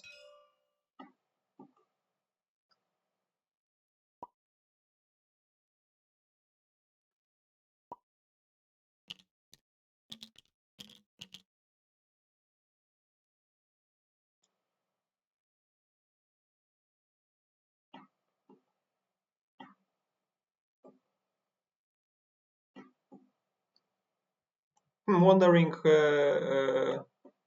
I guess the second deploy was put there to overcome the capacity limitation, or maybe he was just due to the fact that he was blocked by Ariat before. But nevertheless, useful here. He built the remaining. Utilized the remaining capability of his material.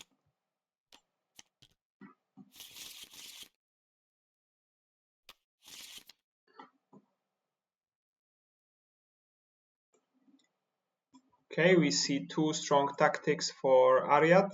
I don't know if it's not too late for that, but he can place a free battle sister somewhere or place a free city. Let's see what he will choose.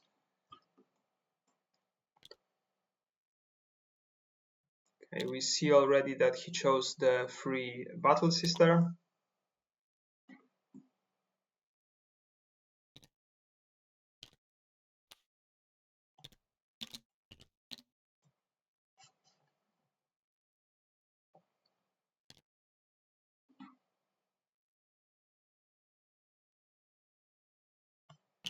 And Adam is able to block the ships of Adepta Sororitas where they are, but in that way he would also block himself from any movement. Then again, does he need to go any further? Okay, he decided not to cut off his own units from the system.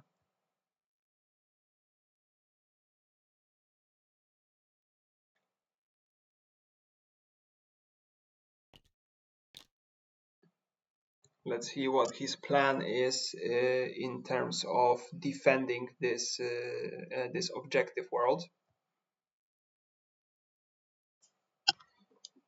He is right now the first player, so he could just simply place an attack order on the middle right, securing that world.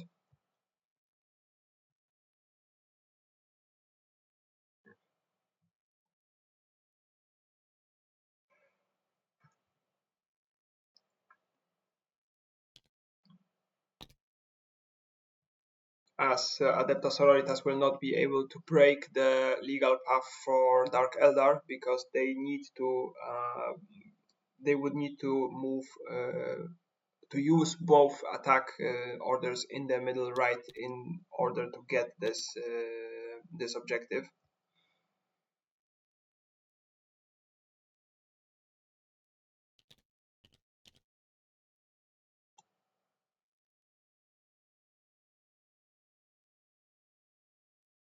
We do see that Adam already placed all of his ships on the map, all of the small ships, so the only additional ships that he can deploy are the big ships. Of course, he doesn't have a problem with that money-wise, but tech-wise, he is not yet ready for that, so he either would need some forge tokens or build some additional cities, which I think nevertheless he's planning on doing.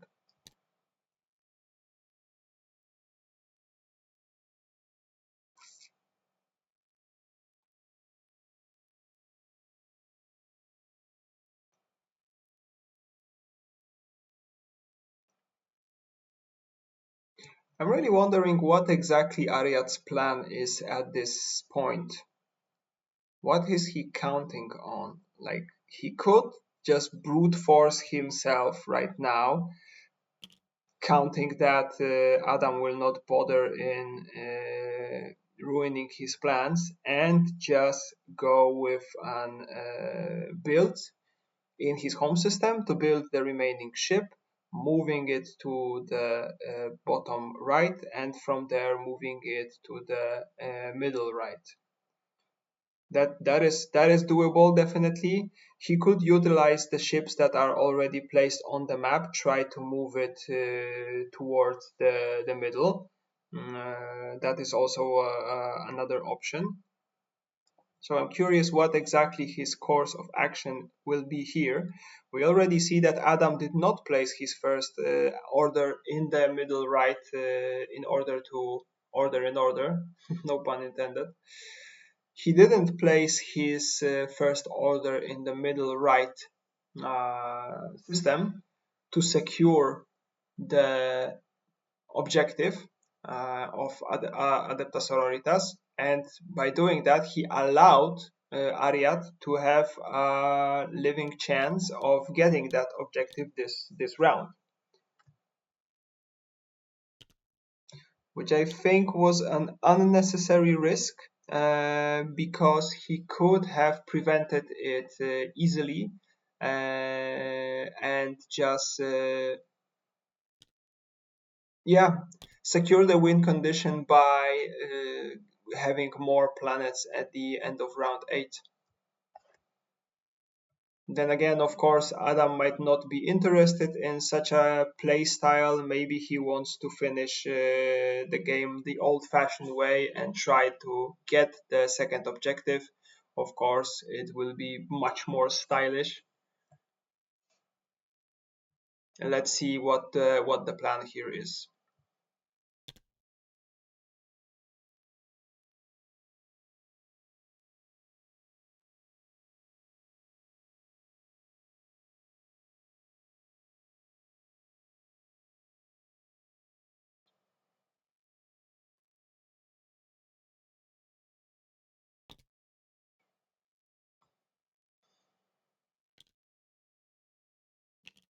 Mm-hmm.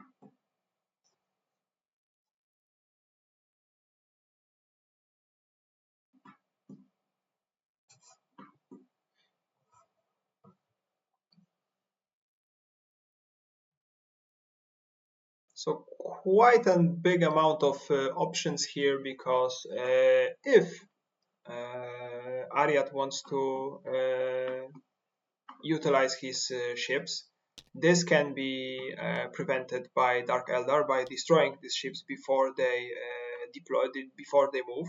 But if his plan was to build a third ship and move it, then also it can be prevented by Dark Eldar by destroying this one ship because he has a quite a big fleet on the premise of Adepta Sororitas home system. So quite a bit of options that can be placed here.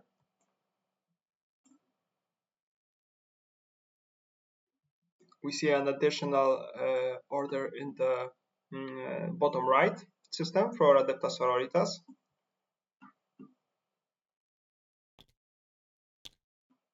And an advance order from Dark Eldar. Okay.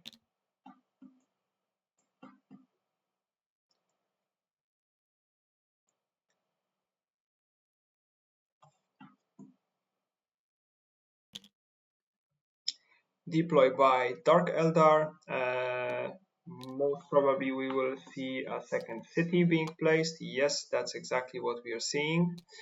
And we are left with 4 material, which most probably will be spent on a CL2 card. So Adam wants to maintain the tech distance between him and Ayrat.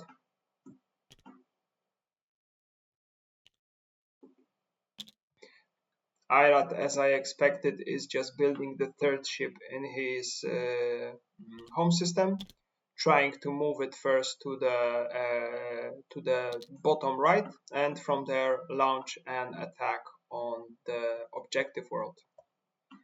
However, this can be prevented by Dark Eldar because he also will reinforce the middle with new ships. Or he will just simply break the legal path by attacking the newly moved ship. Yeah, as expected, we see the strategize being played by Dark Eldar. Let's see which CL2 card he will buy.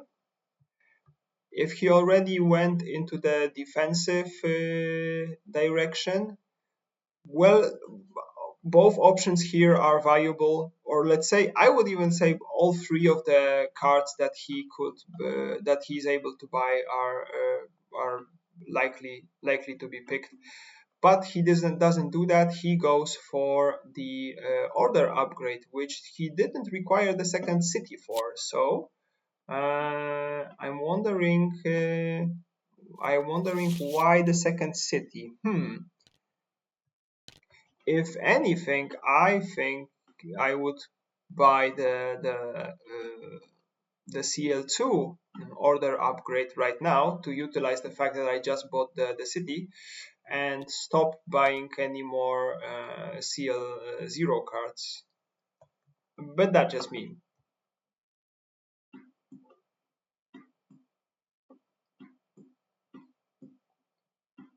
Adam seems to have a different approach on this. Let's see if it will come into fruition.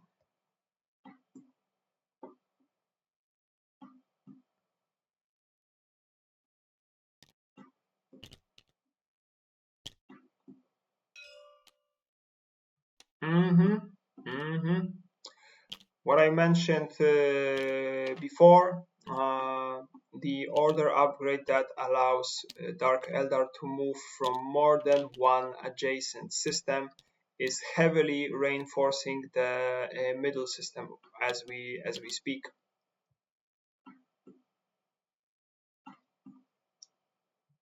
Right now, Adepta Sororitas need to burn their attack because they are not able to move there with the ground units. They are only able to move there with the ship. But it doesn't really matter because the other ship still stays in play and is able to go into the bastion home of Adepta Sororitas and secure the second objective. Okay, so pretty bold move by Aram. I would say that's pretty impressive. He's let's say commitment into getting the second objective is quite impressive. He's not thinking about winning the game just to win it. He also wants to win it with style.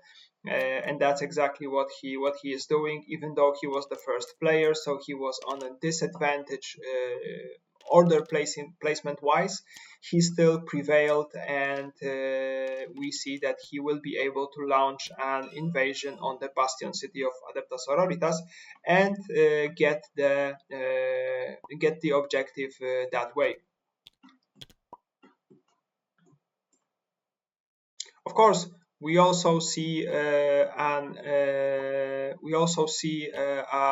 but Adepta Sororitas order in the bottom of that stack, and most probably one of them is an attack. So this still will not be a secured objective for the Dark Eldar, most probably, but still, I think it deserves admiration that Adam is fully committed to winning the game by collecting objectives.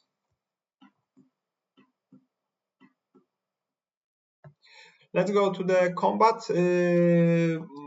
Well, it's two ships against one ship, two Adepta Sororitas ships against one Dark Eldar ship. So I don't see a big chance in Dark Eldar defending this attack.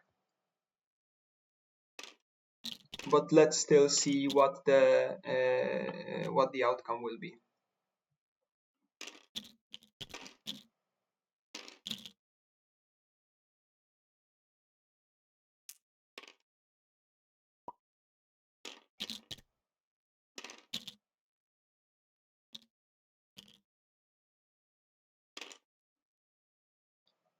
So we see both players had to route one unit.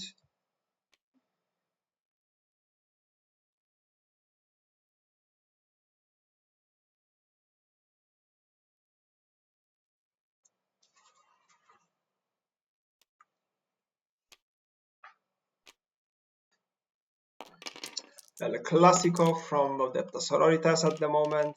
Okay, and that's a dead frigate for sure. Let's see if he will take something with him. Nope, he will not be destroying any ships from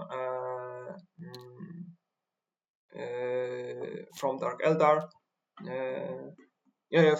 From Adepta Sororitas, but he also managed to save his own somehow. Okay, let's see what will be what will be the target for Dark Eldar right here, because I think it makes much more sense to attack the city world, and from there on launch an attack in 2 rounds when he will be the first player again. Yeah, exactly. That's exactly what he is doing. Question is if he will send in also the witch that is on that planet. Nope, he decided to leave it as is. Let's see if this combat will be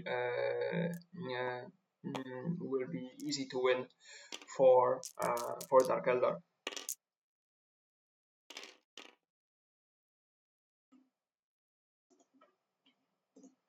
Okay, we see that there is some kind of bug in terms of Adepta Sororitas, because the Sister Repentia is throwing a die upon joining the combat, which shouldn't be the case. After the game, we will of course contact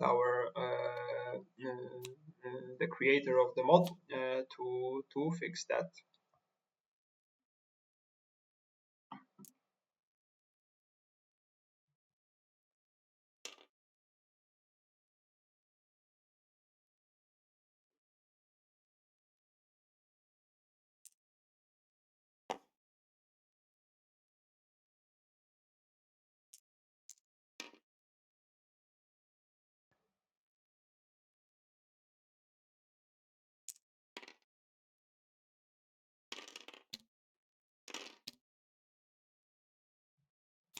We see that Adam is trying to min-max to inflict enough damage to kill both units from Adepta Sororitas, but at the same time not suffer any damage of his own. I think it's a wise choice.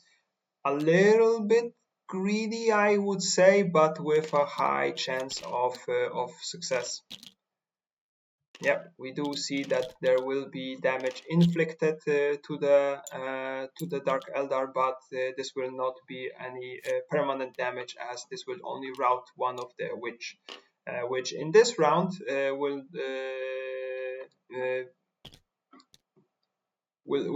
still of course matter, as this world will be attacked by Adepta Sororitas, but still this is not a killed unit, it is just routed.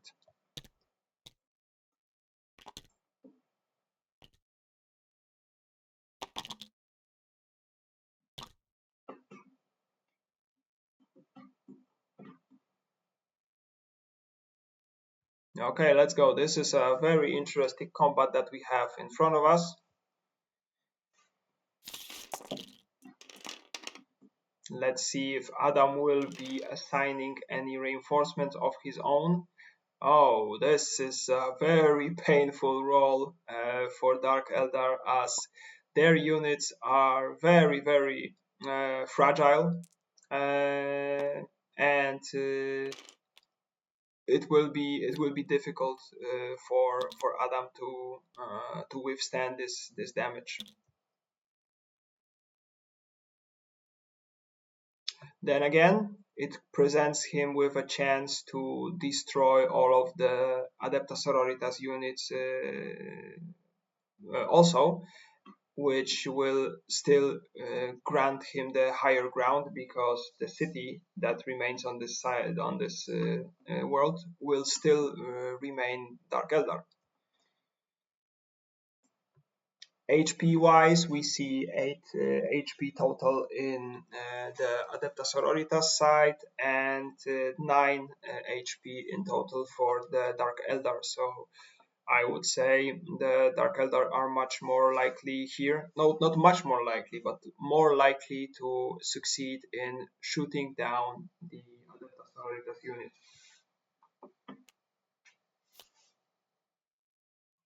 However, of course, Adepta Sororitas can play the card with which they will force Dark Eldar to assign damage one by one, and that will kill at least 4 of the units that we see there.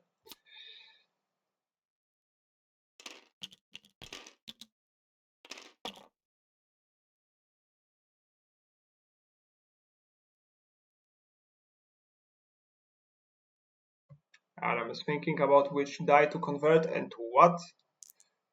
Yep, he's converting that into a bolter. I think I would do the same in that situation. So that's 4 damage for the Adepta Sororitas, so that will be a dead Sister Repentia and a routed Battle Sister, and for Dark Eldar that most probably will be a dead Reinforcement and routed Witch.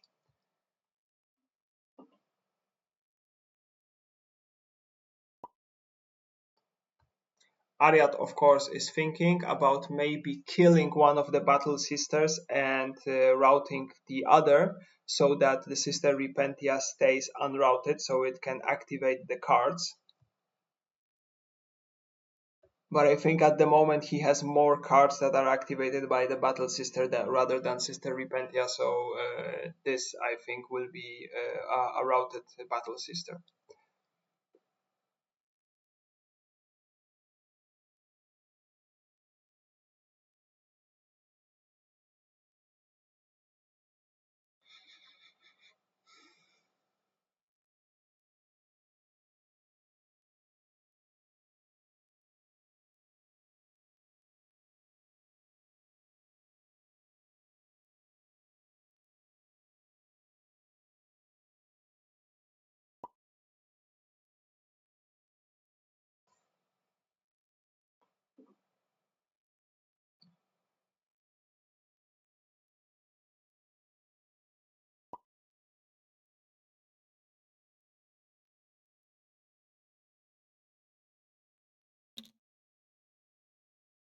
Mm-hmm.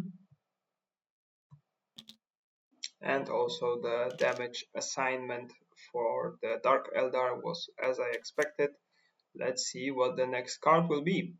As we see, Dark Eldar are right now in a dire situation because they don't have a witch anymore. So the second card,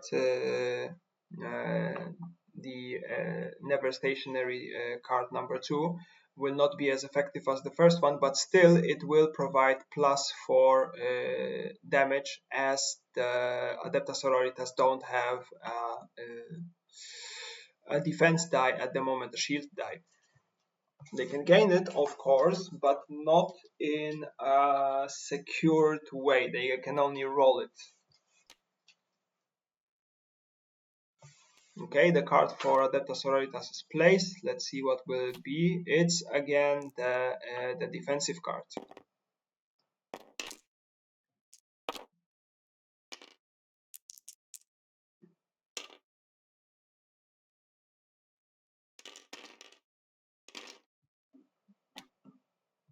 And we see defenses on the Dark Eldar side. Question if he will be assigning the reinforcement that he just acquired. He does not. The question is if he will survive then. I guess the 2 witches that are still standing, it will not be that easy for Adepta Sororitas to breach that HP, but let's see.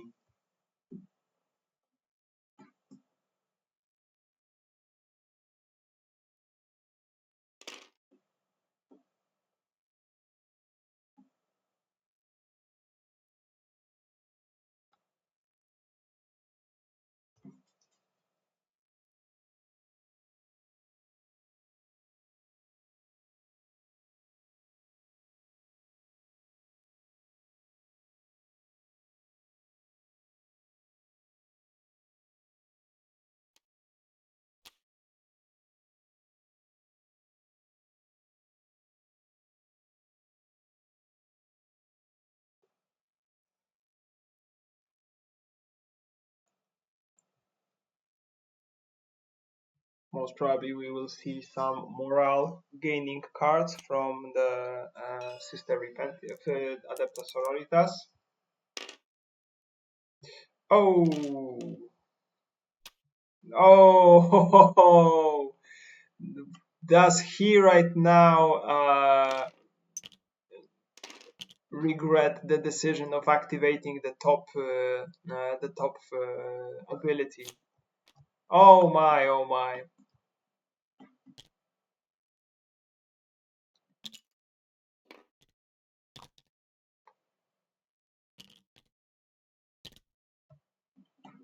Yeah, it was plus 2 morale 4. So if he wouldn't re-roll the die into a morale die, that would be still one by Adepta Sororitas, I guess.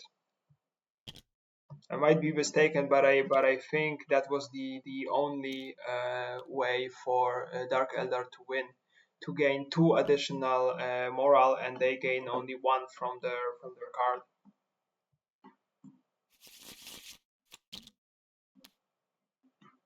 Okay, the situation is getting more and more serious for Aryat. He's being pushed into the wall. He has nowhere to go at the moment, and I think the pressure that Adam is inflicting is very, how should I put it? It's very effective at the moment. Because for Adam, the world is his. Like he can do whatever he wants at the moment.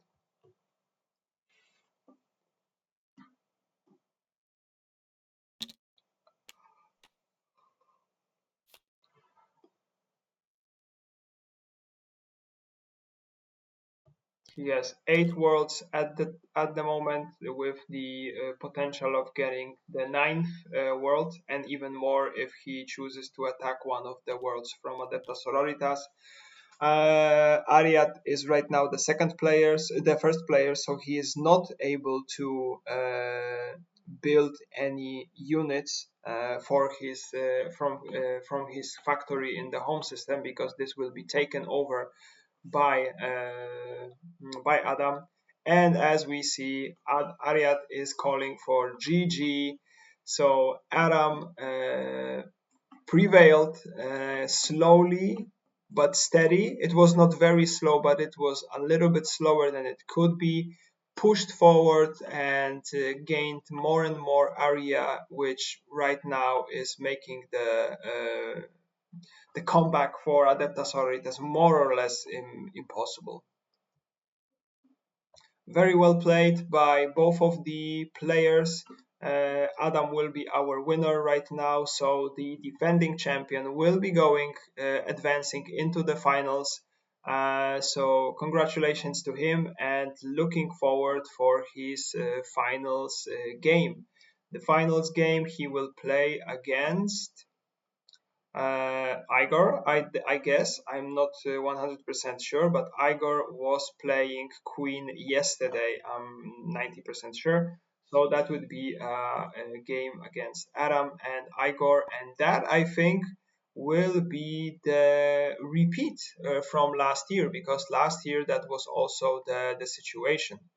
So looking forward to see if the situation will repeat itself, and we will be seeing another 2-0 from Adam, or maybe this time Igor will come with some fresh tactics and fresh ideas, and come as a victor from this skirmish. Thanks to all for your attention, for watching. I don't know if I will be able to commentate on the finals match. It all depends on what is the date for that. We will see in the upcoming days. Look forward for the information from Mes Mart at Discord. He will be providing all of this information for you. For now, see you guys later, and have a good one.